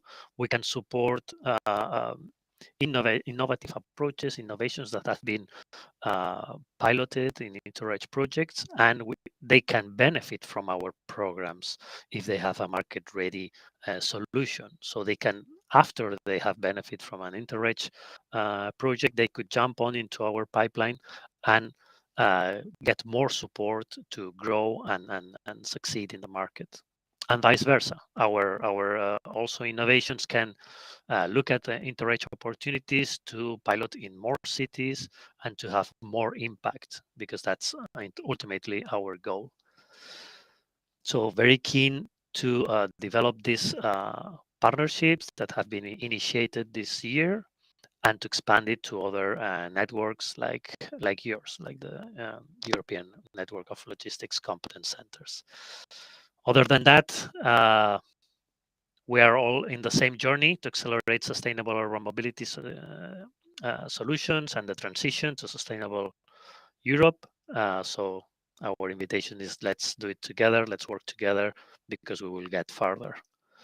And that's everything from my side. You have my contact. If you want to get in touch with me, I will be most than happy to talk to you, or even if you're in Barcelona next week, to meet you personally. Thank you. Thank you, Mr. Puerto, for your availability, for your presentation. I think there are a lot of common points with a lot of activities we are carrying out in OpenENLoCC.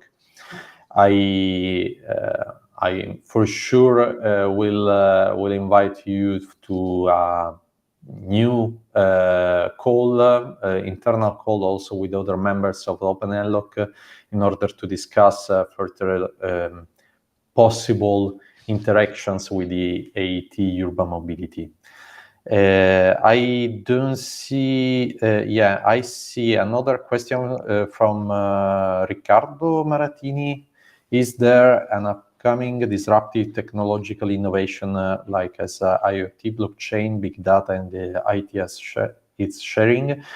Was impact in particular not enough perceived by the broad audience so far?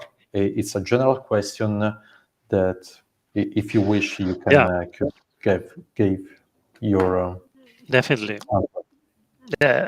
Deep tech is a focus for us. Yes, this is a mandate we get from the European institution, Institute of Innovation and Technology, and it's a priority also for the European Commission. So supporting deep tech is very important for us, and we have different ways of doing it. Some of our programs are, as I mentioned, dedicated to high TRL, very close to market solutions, but we also have programs supporting deep tech that perhaps is not so close to market, but has a strong market potential. So from this point of view, definitely we have initiatives that bring together our partners, the best strength from each of our partners, just to create consortia and opt for new sources of funding. So this is something that we actively do throughout the year. So being part of our network also enables this possibility of getting more funds to pilot and to deploy deep tech solutions.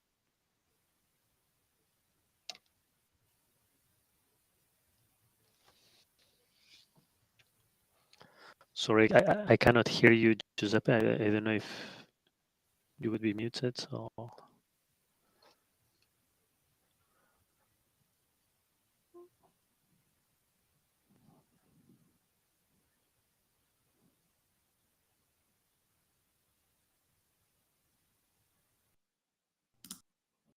Can you hear me now? Yeah. Okay. There is another comment from Janett, which was probably related to the presentation of Ms. Chiarini about the connection also with the rail partnership of Horizon Europe, which is in fact very relevant. I mentioned this contact also in this moment. So I would like to say thank you to Mr. Puerto. We have again problems with Mr. Kittel. So I think it's probably the time. Okay, let's try again with Mr. Kittel. Thank you again to Mr. Puerto. And let's try to check the connection. Can you try to normally your I microphone? hope you can hear me. Yes. My mic is activated. Yes. Very good. Yeah, finally, maybe you see. Let us see. Not this. Yes.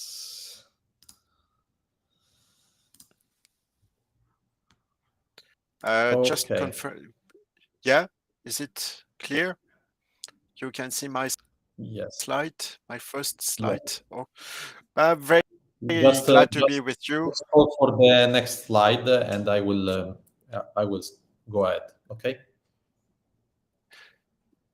Okay, because I'm moving my slide. Do you see that? Or yeah, I see now your screen. Okay. Oh, okay, very good. So first, I would like to thank you for your kind invitation. I would like to congratulate you for this very interesting event. For me, it's the first time, but I have to say I'm really impressed by the quality of the different speakers. I will not repeat what was already said. For instance, especially my colleague Robert Spisiak already mentioned for INTERREG the policy aspects, and therefore the purpose of this presentation is not to duplicate this. You also invited different programs, INTERREG programs, so I'm sure they will provide you with some practicalities. What I will do today, and actually that's linked to my role because I'm the person responsible for the team in DG Regio dealing with the we call them INTERREG IPA programs. So those are the INTERREG program between member states and candidate countries. We are dealing also with the strategy user, which stands for the macro regional strategy for the Adriatic and Ionian region. And we are also in charge of the accession negotiation. So I will focus a bit on those aspects with you, but complementing what the different panelists have already mentioned. So my presentation is divided into, let's say, two main parts, and there is a first preliminary remark that I call setting the scene. We'll try to be quick. About the scene first, if I took actually an extract from the Commission proposal for the new ERDF and Cohesion Fund regulation, just to highlight that cooperation is really a word that has become really important and significant. And when we say cooperation, it's at different levels, can be at the level of the programs, can be at the level of the countries, but can be also at the level of the project. That's something I will try to demonstrate to you a bit more in my presentation. But I think that's very important from an applicant's point of view, because that means that we try to work in a much more synergetic manner. And that was also shown especially by Miss Bolther with Horizon, with even move, you see DG move aspect. It's true that in the past we had the tendency to operate sometimes in a fragmented manner, and that's something that we have tried to address in the new regulation, so for the period 2020-2027. In that context, the macro-regional strategy, we are convinced, and the sea basin strategies can really play an important role. So if we talk about territorial cooperation, especially with the DIPA countries, so DIPA countries are the Western Balkan countries and Turkey for the time being, and probably soon Ukraine and Moldova, we have actually 4 interesting macro-regional strategies. As I told you, I'm in charge with my team of the Adriatic and Ionian region strategy, but there are 3 others, as you can see, mobilizing member states and also third countries. For the Baltic Sea region, we have as well Iceland, Norway, the Danube. I will not mention now all the countries involved, but it's to say through those strategies, we can really have an incredible reach in terms of geography with regard to our European strategies, our European policies. So, and obviously this applies on the transport matters, on the connectivity matters. And that's why I really encourage you also to follow a bit what's going on with those strategies, browsing on their websites, because there's a lot, and we try really to work in synergy between those strategies and the programs that have been presented to you today, like IPA Adrian, but as well Euromed or INTERREG Europe. So that's the first thing I would like to mention, those 4 macro-regional strategies, if you don't know them, and I will tell you more about the Adriatic Union region later on. We have as well 3 sea basin strategy, because obviously transport there is also a very important dimension of with the maritime transport. This is actually managed by DG Mare in the Commission, and you see there are 3 important strategies that have been developed. So again, they are as well interesting platforms if you have an interest for the topic. And then there are 3 more that I wanted to mention to you, although they are not directly, let's say, supported by us. The Arctic Ocean strategy, the North Sea, and the seas around Europe, Europe's outmost regions. So again, just to emphasize that we tried also to work in a more strategic way, and we consider that those strategies can be considered as platform for more integrated approaches of the EU funds. So now about the user and the European territorial cooperation, the Western Balkan, because that's really, let's say, my specialty, but clearly, and that was presented to you previously by the other panelists, we can in a way replicate a bit this model elsewhere in Europe, but here about the Balkans and also the member states surrounding the Balkans, we have actually a first group of programs that we call the INTERREG IPA cross-border programs. So they are quite similar to the programs that Mr. Spisiak,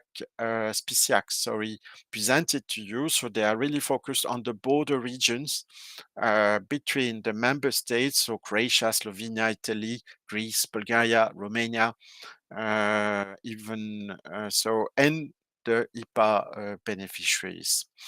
What is interesting here, I think, for you to know is that the new generation of programs, so the programs that we are launching now for the period 21-27, they are much more, we say, IPA oriented, so they're much more oriented towards pre-accession goals and to help those countries to let's say, converge towards us. And obviously, all the projects that we can implement in the region to help this convergence, connectivity convergence, transportation convergence, are obviously extremely welcome. For that purpose, we have also in the Commission between the different services agreed to increase the budget, the overall budget for those programs. So that's, I think, very good news. And also to dedicate always a bit more money to the pre-accession countries than the member states, because we know that they have very often, let's say, administrative capacity weaknesses that we need to address if we really want to facilitate the application of the implementation of projects in the region. So that was also considered in the preparation of this new generation of programs. In addition to those 10 programs, you have 3 more programs that I mentioned to you. There are more, but those are also, I think, interesting. The first one is IPA, so you will have later on a presentation by them.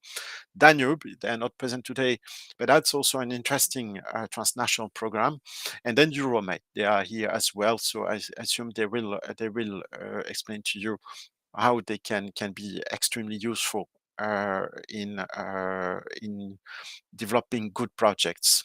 Maybe another program that I want to mention here is URPACT, because URPACT has just been extended to 5 IPA beneficiaries, and URPACT is really dedicated to the cities.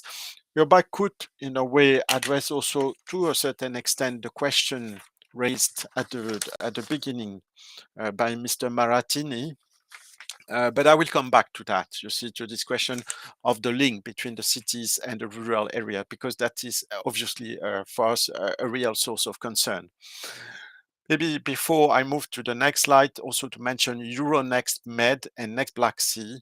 Those are 2 programs more focused on the neighbored countries, but they might be also important if you want to develop projects. Now, about the strategy that I mentioned to you, so for the Adriatic and Ionian region, we really consider this is a strategic platform. You see, this is mobilizing 10 countries at different levels, regional, local, but also central levels. It represents a relatively significant number of inhabitants. And for us, this is really, let's say, a tool that we should want to use more in the near future to push a bit for our policies in the region.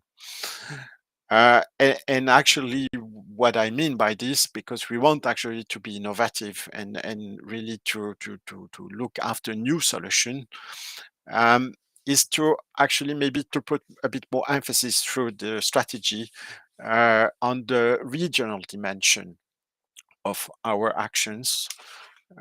So to, let's say, because so far we tend to focus essentially on the countries one by one, and we think there might be also logic to consider the region as a whole for certain projects. It's also very important for us through the strategy that countries are considered on an equal footing, either they are member states or candidates or potential candidate countries, doesn't really matter. It's important to be inclusive in our governance. And through that, we hope and we observe that there is a real, very effective capacity building effect of the strategy. Now, what we want to achieve through what I've just shown to you, those this new generation of program and the strategy for the Adriatic and Ionian region, is actually to have what we call, the word is a bit barbarian, but is an embedding. So it's actually to align. In reality, it stands for an alignment of the policy objectives between the different EU tools, the EU instruments we have in the region, in a way to help to coordinate better. So here I've actually put, you see, all possible EU funds you might face. And you see there are many. We are well aware of that. Some were mentioned already. But we think that the INTERREG programs, because they connect actually the countries, and they have this transnational, interregional nature, they can really actually be the missing link between those programs sometimes, and therefore they can help actually to synchronize and coordinate better our actions.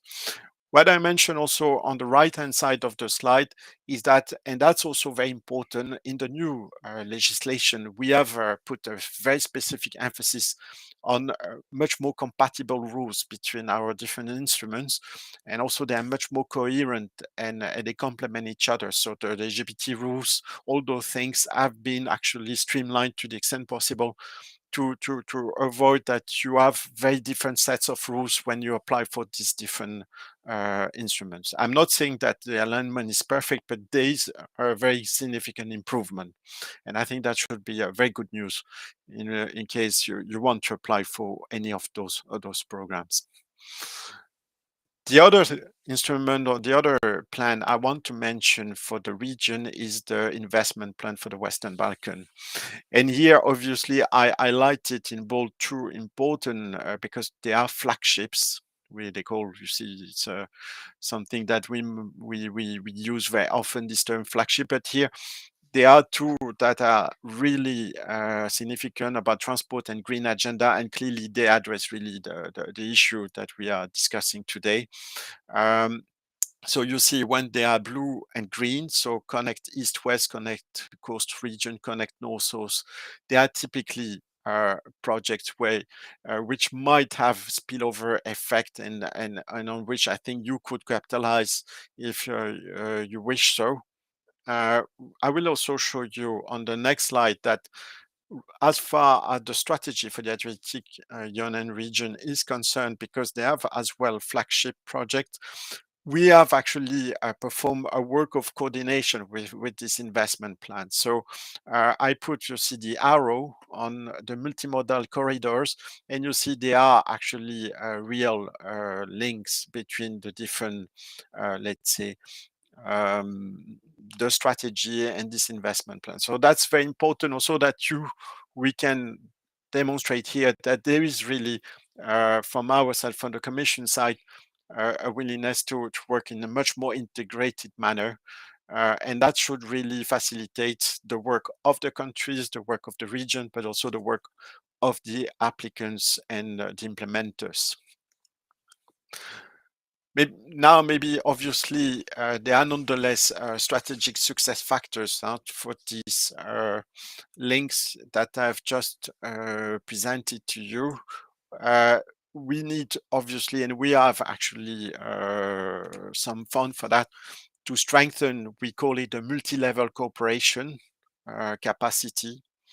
And that's actually means that we have to encourage the member states to establish networks between different bodies to ensure that the decisions are properly coordinated, and the same for the IPA beneficiaries. But again, here, I think the important message is to say that we are well aware of those difficulties, because you understand also, for instance, if I take the example of Italy, that regions might not have always the same interest as the central state and so on, even at local level. So obviously, it's a complex work that we are carrying out, but really we are putting in place interesting tools to progress on those things and to make this embedding a real success. Now, in practice, what we can try to achieve here, I show you the connectivity agenda for the Western Balkans. So you see that might be a very already practical document where you see where we have already let's say we have been active, and where you might want to capitalize on and complement in the future. Another one is the green lanes. that was particularly critical during the COVID time, especially when the borders were closed, because that had very detrimental effects, especially in Europe. In the EU, we succeeded quite quickly to reopen the borders, but in the Western Balkans, that took much longer. So again, we want to address those things because we know that in terms of supply chain, those issues are extremely significant. So again, through the strategy, through the programs, we try to have a much more strategic vision on the issues that we might face in their significance. Now, to conclude, why we think our INTERREG IPA programs are needed, obviously in complement with the other programs that were showcased to you, like Horizon, for instance, which is certainly important, but there are others, as I showed you in the slide before. And because we don't need, we think, to reinvent the wheel, but through those programs, we can export solutions that we have already tested, especially in the member states, and make them benefit by IPA beneficiaries, IPA countries.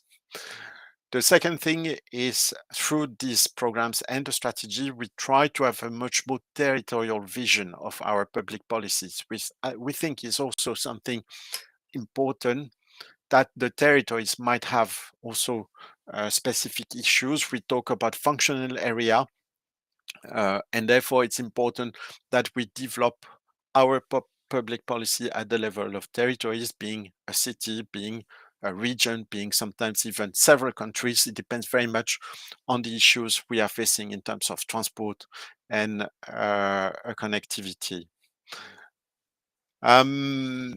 So therefore, we are really convinced that the macro-regional strategies, and I emphasize today on the Giuseppe, the three others are also important, can really bring some added value to the reflection we have today. The two last elements are more specific to the user. The first one is that through user, we also obviously try to ensure stability and foster EU integration in the region. And you understand this is obviously a prerequisite if we want to have sustainable projects in the region. The last one is that we think that through this strategy and the program, we can also help the enlargement process of the region. It's really to complement the efforts of the important IPA programs that we are financing, but we are convinced that the strategy, considering its inclusive nature, can really help also to bring specific added value to the region. So our proposal is to work together. So I'm absolutely happy to take any other question. But just to come back 1 second on the question raised, the first one about the widening to the rural and regional dimension. Just to refer also to an important document, which is the long-term vision for the rural areas. It's a document that the Commission has already published, on which we are working, and where we are really reflecting on this issue. And that's something, for instance, that we are also considering now when we are negotiating Chapter 22, this link between cities and rural areas, and how we can consolidate this, also considering all the technological changes that we are facing nowadays. So I would like to thank you. I hope it was clear.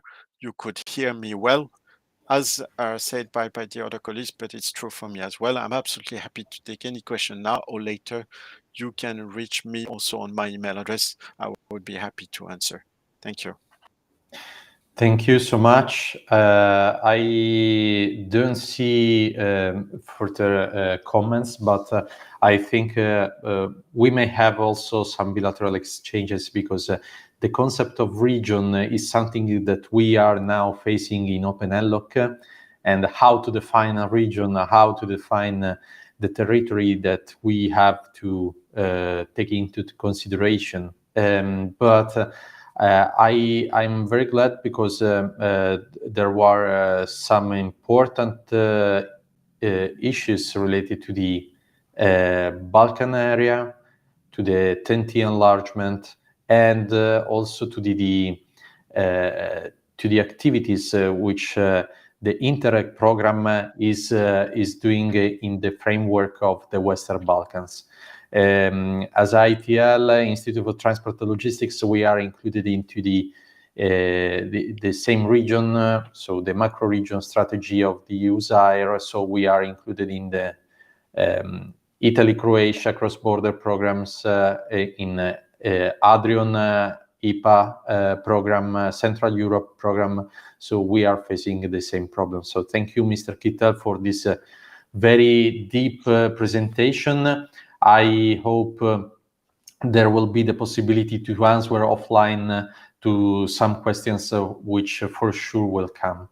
Thank you for your availability and for your perseverance for the technical issues. Thank you. Thank you very much. So now we will talk with another program, which is the INTERREG Europe. Unfortunately, due to a personal problem, Ms. Lafontaine will not be with us. But there is Mr. Christoph Maier, which after a degree in special planning, Christoph has been working on European projects mainly on behalf of local and regional public authorities and agencies. Since 2018, he is working for the program INTERREG MED, in charge of topics linked to innovation, natural resources, and green living areas. He is coordinating the cooperation between INTERREG Europe and other European programs. I'm very glad to have you as speaker here, also because Euromed is one of the European programs which did not select, let's say, the transport priority, but there are some very important contact points with, for example, the green living areas and the innovation. So, Mr. Maier, the floor is yours. I upload your presentation for you. And yes. Oh, that's a good part already. Just let me know when I have to go ahead. Okay, then we are proceeding like this. It's fine for me. Thank you very much for the invitation and also for the information. So I see that some points you have already mentioned that I wanted also to explain a little bit. Okay, we can go ahead. This is the title of our new program. Okay, this is also something that has been, it's starting very basic. So I think we have already mentioned that we are now talking in the context of cohesion policy, European territorial cooperation. This is where INTERREG comes in. I think Gilles Kittel also, he has mentioned the importance of the territorial dimension in what is, when we are talking about INTERREG program. So this is really the specific issue of INTERREG programs. When you are presenting projects, you always have to think, what is the impact on the territories? Then we are talking on the transnational level, and finally, I will give you some information about INTERREG MED. You can go ahead, Giuseppe, with the next slide. Yes. So here you have now our program area. It has changed a little bit in contrast to the last INTERREG MED program. Now we are in Euromed, enlarged on the western and on the eastern side. So you can see it's probably one of the largest transnational INTERREG programs. It goes from the southern borders of Switzerland and Austria to Algarve in Portugal and Cyprus. We have 3 time zones, 69 regions, 14 countries, EPA countries, it has been mentioned already, and ERDF countries. we have the strong. We had to choose a focus. So this is why we cannot work on a lot of issues, because unfortunately also our funding is limited. We have 294 million euro, which is not one of the biggest, but for a transnational program of that size, we can still do something with it. But we have to have a focus, and the overall focus of the program is, of course, the green transition, the transition concerning the climate change issues, and for that we want to work together also with other territories inside of the context of INTERREG, with other programs like Lluis, who has mentioned already our cooperation that we have started with EIT, and also concerning programs that are working with the south of the Mediterranean, as NextMed, for example, and also the eastern part of the Mediterranean. We are working together. I will give an outlook later. Okay, we can go ahead. So this is just giving you a little bit the frame. Yes, this is also what I have already been mentioned. We will see perhaps later a little bit. It's okay. I've mentioned this, Giuseppe. Okay, this is something that is a little bit particular about when we are looking at INTERREG Euromed. We have missions. Not most of the INTERREG programs are not working with missions. Some other programs do. So we will see the 4 missions and what they are useful, and what is their role in the program. Okay, Giuseppe, that's fine. For the next already. Okay, here you have the 4 missions. So we have some that are perhaps more linked to the topic that we are discussing today. I'm pointing out, and Giuseppe already excuse me, it has already been mentioned that promoting green living areas is perhaps one of the central topics when we are talking in the context of mobility and transport. Also, sustainable tourism, which is always important in the Med area, could be of interest in certain cases. And then we have innovative and sustainable economy. The role of missions is, first of all, that we are trying to build communities around these missions. So there are a particular set of projects that is supposed to support what we call finally the thematic projects, to help them to build up a community and also to capitalize their results in contact with policy stakeholders. So this is something that I think that is particular for the Euromed program. We are building here on the experience that we had during the ongoing funding period with the INTERREG Med. Some perhaps know about these so-called horizontal projects.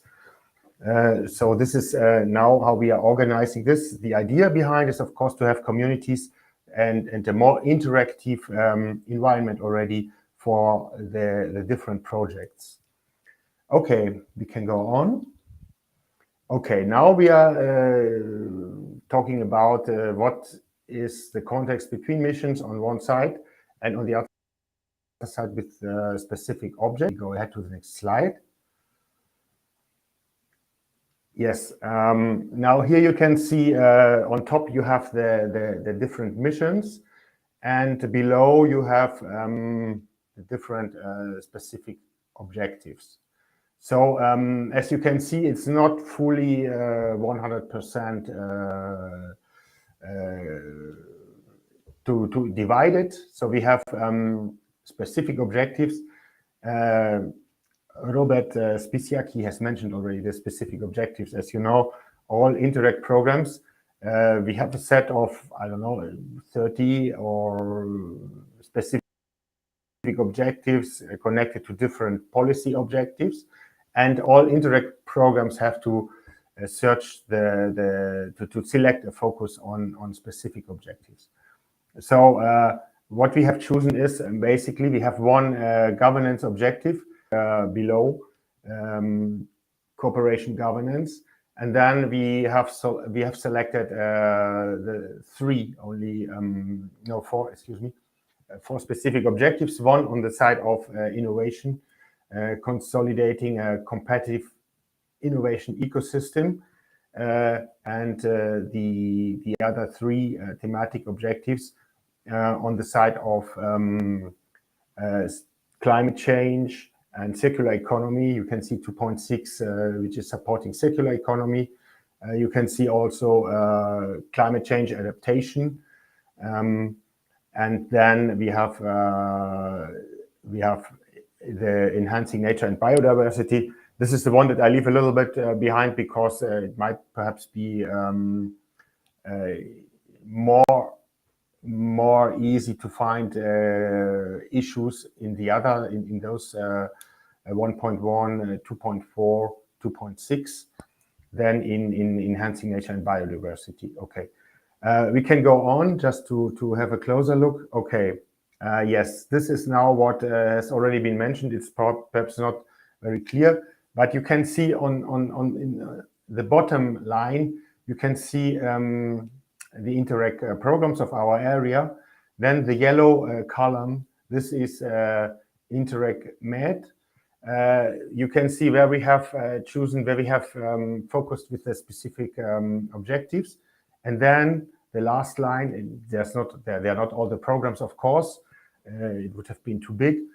And they are not all these specific objectives, but the last line that is also in color, the 3.2, is referring to precisely mobility-related specific objectives. And as it has been mentioned, we have not chosen this priority because we had to focus on other priorities.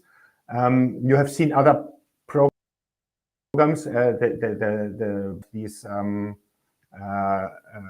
information is giving you the funding that each program has chosen for each specific objective.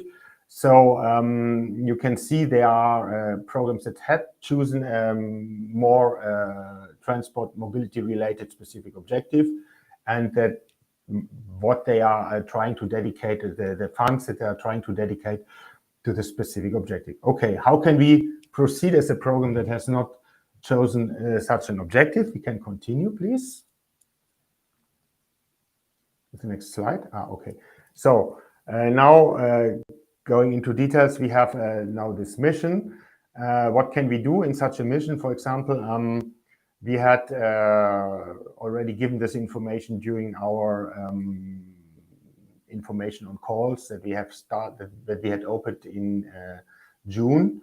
They are closed, yes, last week, the last 2 weeks. So we have now, at this point, we don't have an open call. Perhaps some of you have participated. I hope some of you have participated in our calls, have presented some projects.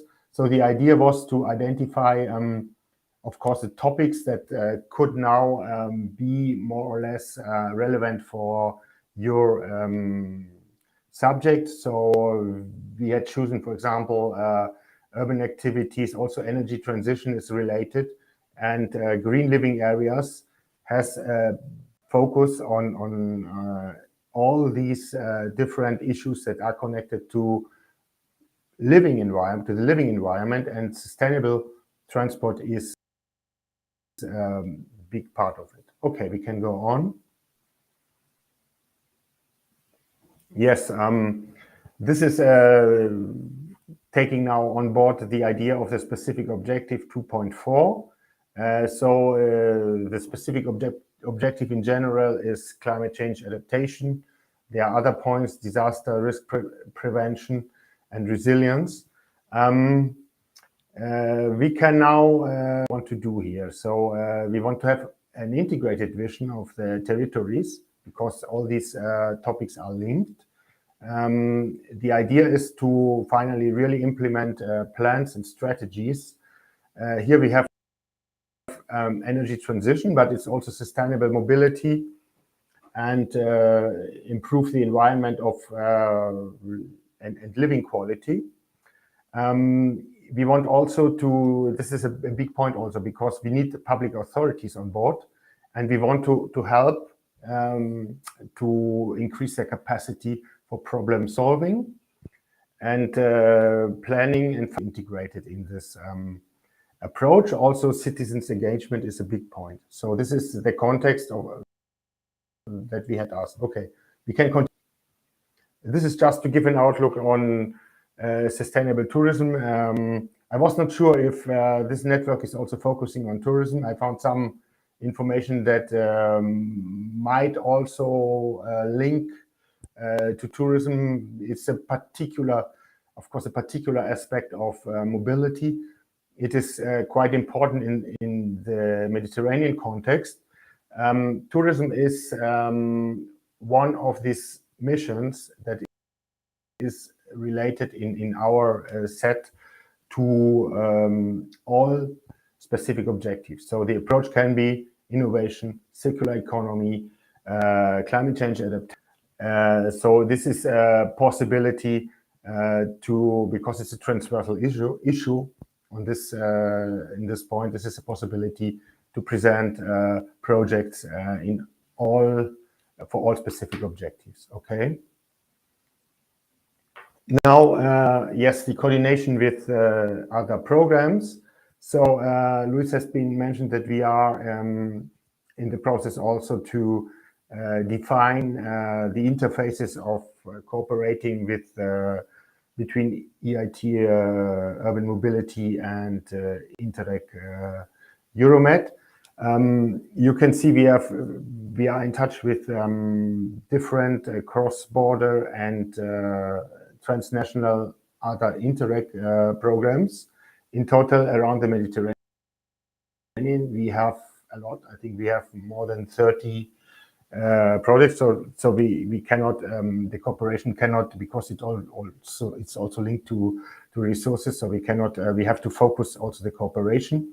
We have started the cooperation on sustainable tourism with NextMed and Marittimo, two other INTERREG programs. One program looking at the southern side of the Mediterranean, and the other one cross-border program between France and Italy, to start cooperation with Horizon Europe by contacting Prima and FEMAC.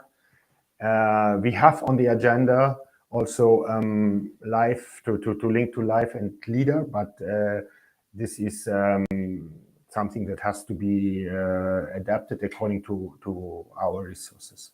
Okay, we can continue.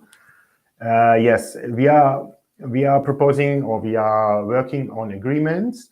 This is just summarizing some of the topics that we had discussed with EIT Urban Mobility, where we had found some interfaces on how we from our program sites could support the project environment for a better cooperation. You can see we are working on links between programs, information, spreading information, also results. So to have, as it has already been mentioned, a kind of value chain where we have results that could be transferred to the other program, because probably they have the environment to continue to work with them, and vice versa.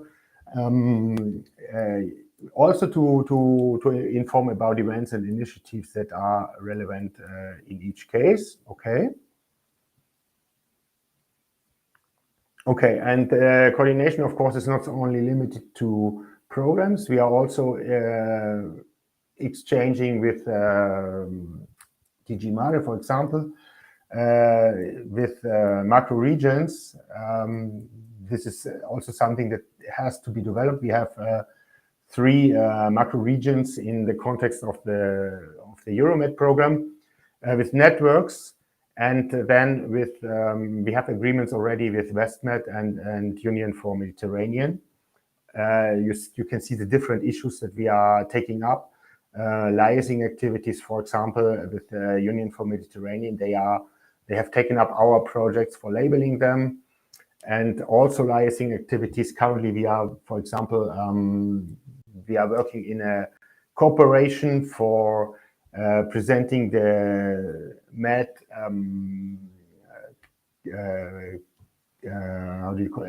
mainstreaming activities at the Sharm el-Sheikh COP27 together with other programs. Okay.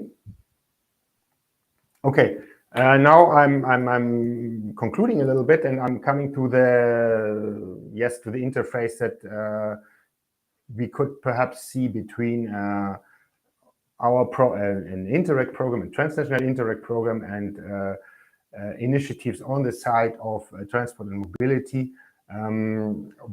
What could be, for example, an approach is that here you can see, for example, the Trans-European transport networks on one side, and on the other side you can see what we can do in the context of transnational programs. And already on geographic context, you can see that usually these Trans-European networks, they are longer, they are exceeding the cooperation area of even a transnational program. So this could be one of the topics where, for example, an initiative could take up on the background, working with results from different projects in programs, to have a kind of a master structure behind, to improve the links to Trans-European networks. Of course, you know that with INTERREG you cannot really build infrastructure, at least not with transnational programs. So what you can get is a little bit the software and the interface between these Trans-European networks, and always considering also the territorial impact of INTERREG. So this could be, I think this is a very interesting approach in order to build projects, because we need the initiatives on the other side to have a larger view. Particularly these technical initiatives or more or less sectoral initiatives have a different view, and to bring this on board of our program, this is the complementary resource that we are looking for. Okay, the last outlook I want to give you, this is we have different types of projects. So we have study projects, test projects, and transfer projects, and then we have a particular issue which is a strategic territorial project. This is something that is going to be started either this year or next year. We will see, because it depends also on how we can cope with the time horizon. Okay. This is not fully. There's a problem with. Here it is. Okay. Yes. What is a strategic territorial project? Here we have identified a specific typology of territory.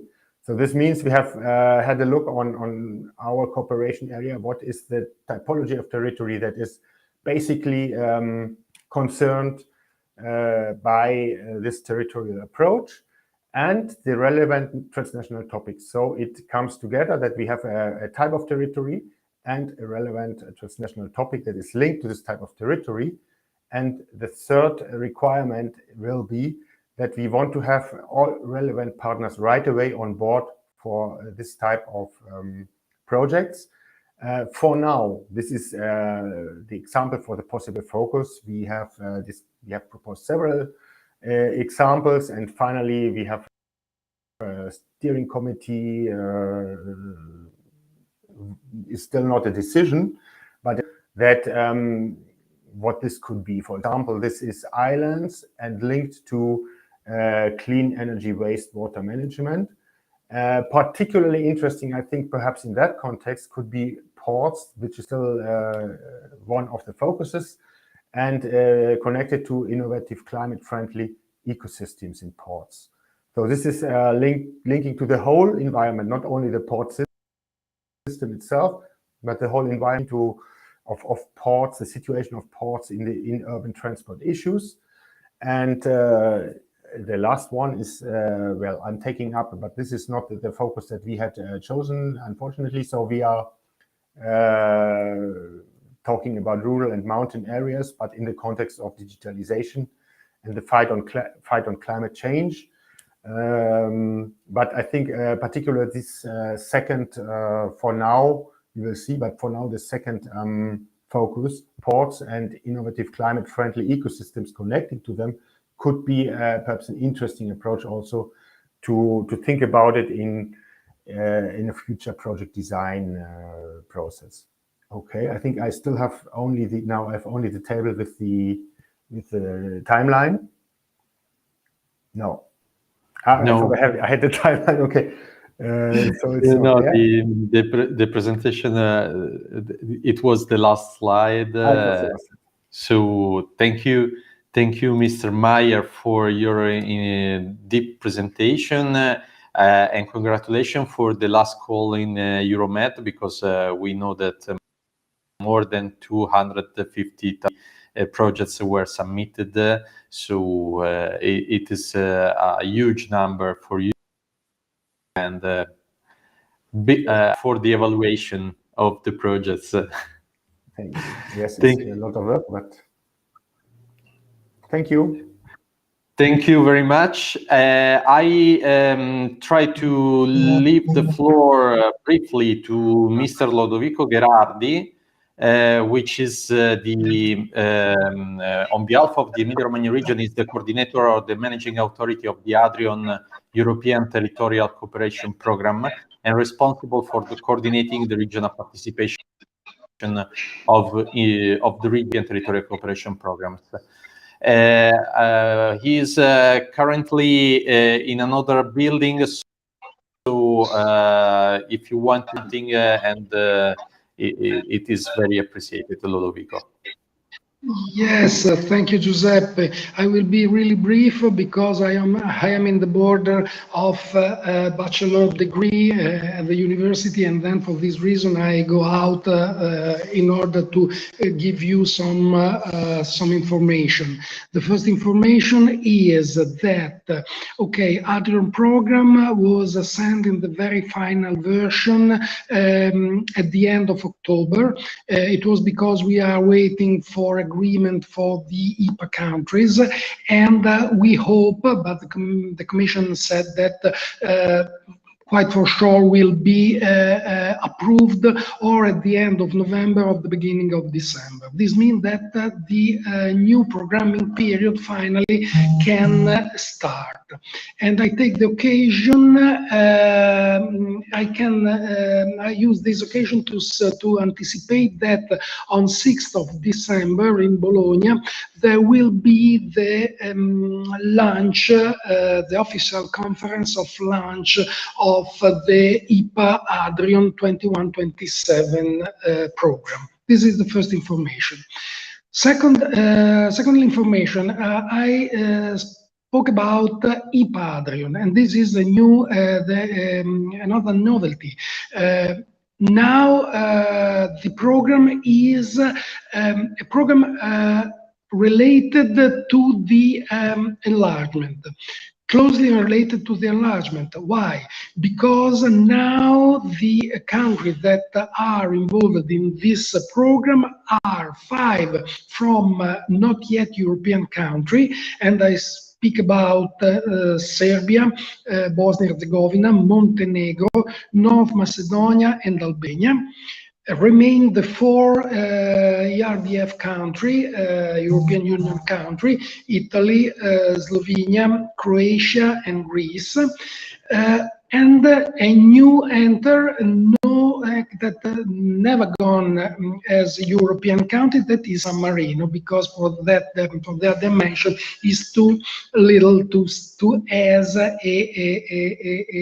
full European country. These are the new area.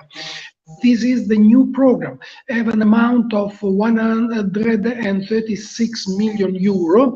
This means that there was an increasement of the budget, and this is the reason why this is an IPA country. The last thing that I wanted to underline is that at the beginning of February, at the end of January and the beginning of February, there will be the launch of the first call of the new Adrian program. This means that, and will be a very big call, and we will open in the 3 axes. The first is related to the innovation. The second is related to the environment and the circular economy and urban sustainable mobility, and the third is related to the multimodal system of transport. Okay, these are more or less the novelty that I wanted to anticipate to you, and very sorry for the very short time that I was able to dedicate to this, but it is related to the other business that was not upon me when I accepted to stay here. But the thing that I wanted to underline, that I will wait you in the meeting of Bologna on 6th of December, in where we can explain more deeply the new action and the new perspective of this program.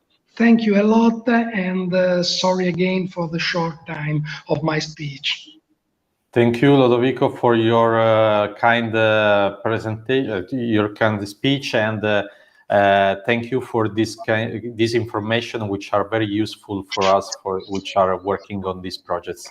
Thank you again, and see you for sure in December at the kickoff of the IPA Adrian. Now I'm glad to introduce my colleagues, members of ENLoCC, and in particular the members of the board of directors of ENLoCC. Unfortunately, one of them was not able to connect due to technical reasons and to a bad connection. But let me introduce Mr. Astrid Szogs, Managing Director in Janett, and also let's put her online, and Cluster Manager Mobility based in Kassel in Germany. And unfortunately, Mr. Piotr Nowak, from the Innovation Manager at Łukasiewicz Research Network at Poznań Institute of Technology based in Poznań in Poland, was not able to connect. But there will be also Mr. Guido Fabbri, President of the Institute for Transport and Logistics, the organization I represent, which is kindly replacing me for the final statement. I hope you enjoyed this conference. I remind you that presentations will be shared in the ENLoCC website. And if you need more information about our network, our activities, please contact us. I would like to say thank you to all the speakers and all the participants from the different platforms. Apologize for the technical problems, and goodbye.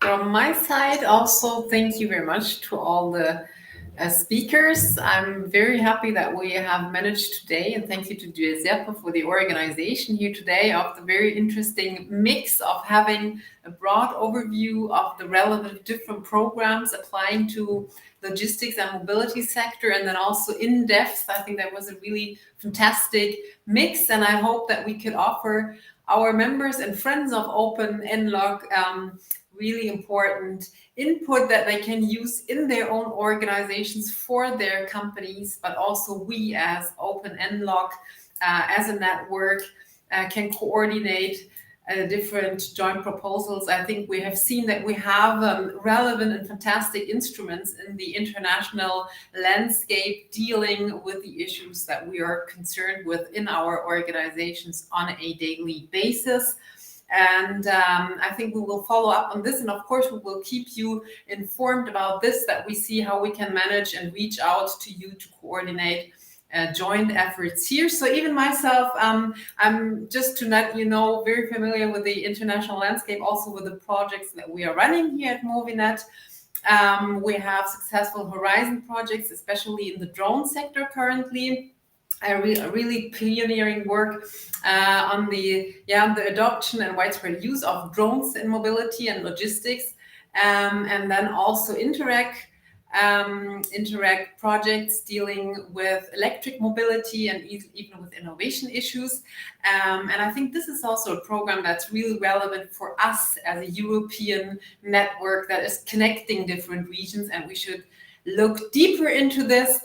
The new program also has broadened here, which is running now from 2021 up to 2027. I think also, just to add this, things have been slightly changed. The action plans are not in that depth required, and information seminars are now running also for the different thematic focus areas. So that could be interesting also to follow up in the individual countries. And I think also we as a board can follow up on this and give advice which of the overlapping, because transport, logistics, mobility is to be found in the different new thematic areas. So I think we have lots of important opportunities here, and also importantly, the funding rate is quite interesting here. With most cases, if you have a public component in your organization, even up to 80%, if the private part is dominating, then sometimes it's a little bit reduced, but still it's highly attractive. So thank you very much, and I'm looking forward to stay in touch with all of you in one or the other way. Thank you, Astrid. And before to leave the floor to Mr. Fabbri for the closure, I would like to share also the last video sent by the INTERREG Europe, which promotes the INTERREG program. And thank you again for your participation.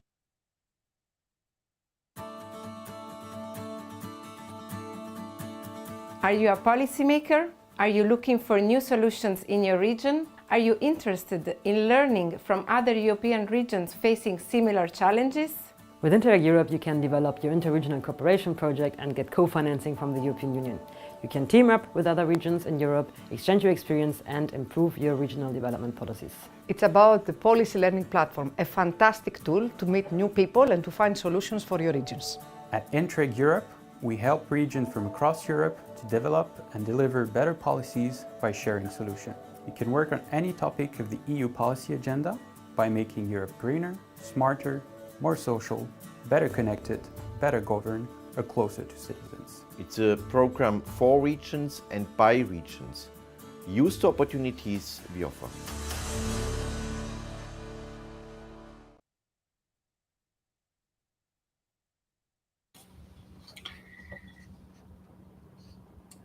Thank you, Giuseppe.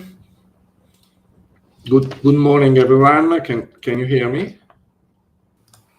Yes, perfectly. Okay. Good morning. And I'm very glad to participate in this annual event with plenty of high-level speakers and institutions. And I consider these events really important for the transport sector. First of all, to share experiences and founding opportunities, and on the other hand, to strengthen the relationship at the European level with all those regions suffering the same problems in this particular period. You know the problem with the war and the gas price rising. I'm the president of the Institute for Transport and Logistics, which hold the presidency of the network through Mr. Giuseppe Luppino. And I would like to share with you some thoughts about logistics in Emilia-Romagna, our region. Emilia-Romagna region is located in the northeast of Italy, covering a surface of about 22,000 square kilometers. Bologna is its capital, and the region counts 9 provincial geographical areas and a population of 4.4 million inhabitants. The region is also the center of communication routes with motorway and railway networks, both traditional and high-speed rail, covering about 1,350 kilometers, and with 4 airports located in the cities of Bologna, Rimini, Parma, and Forlì. It is crossed by 3 TNT corridors, Mediterranean, ScanMed, and Baltic-Adriatic, and thanks to this, it acts as a transport platform connecting the south of Italy with the rest of the country and with Europe.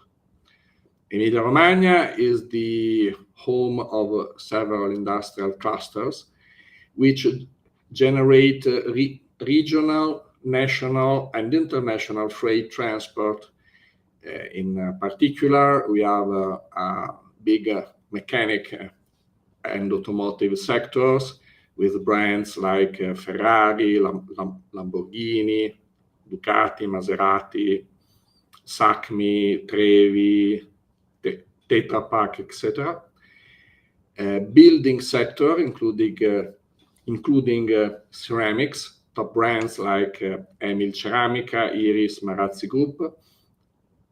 Agriculture and agro-industry, brands like Barilla, Granarolo, prosciutto di Parma, Parmalat, Parmigiano, Reggiano, and textile and clothing like Furla, Max Mara, Testoni, Louis Jo, and others. All those clusters generate a big national and international transport flow, and this is the reason why Emilia-Romagna region is really aware of the importance of the issues related to intermodality and very aware of the importance of greener transport policies. In the last years, the region founded the ERIC cluster, Emilia-Romagna Intermodal Cluster, aiming to create synergies among the different rail terminals of the region and the conditions to make the freight transport greener. Terminals from all the region are now cooperating and sharing ideas and projects together with the region and ITL to make the freight transport greener. And moreover, this is the first example of regional collaborative logistics in which several actors, usually in competition, are able to cooperate inside the cluster. Emilia-Romagna is very focused on freight transport policies, and it is aware about the importance of TNT corridors. For this reason, in the past, it was one of the most active regions to sensibilize the European Commission about the importance to prolong the Baltic-Adriatic corridors. Emilia-Romagna region is also committed in several initiatives aiming to reduce the pollution due to transport. In particular, it is a member of the Under 2 coalition, under which it set the ambitious target of 10% of freight transport by rail by 2030. Finally, I would like to thank all the speakers. Mrs. Paola Chiarini from DG Move, Mr. Gilles Kittel and Mr. Robert Spisiak from DG Regio, Mr. Lodovico Gherardi from INTERREG IPA-EDREN, Mrs. Ladvin La Fontaine, I'm really sorry that she couldn't take the floor today, and Mr. Christoph Maier from INTERREG Europe, Mr. Lluis Puerto from EIT Urban Mobility, Mrs. Janett Bolther for her excellent introduction to the keynote speech, the directors of the network, Mr. Giuseppe Luppino, Mrs. Astrid Szogs, I beg your pardon for my pronunciation, and Mr. Piotr Novak, and of course also all the members of the Open ENLoCC network. I'm really looking forward to seeing you all next year. Thank you for participating, and goodbye.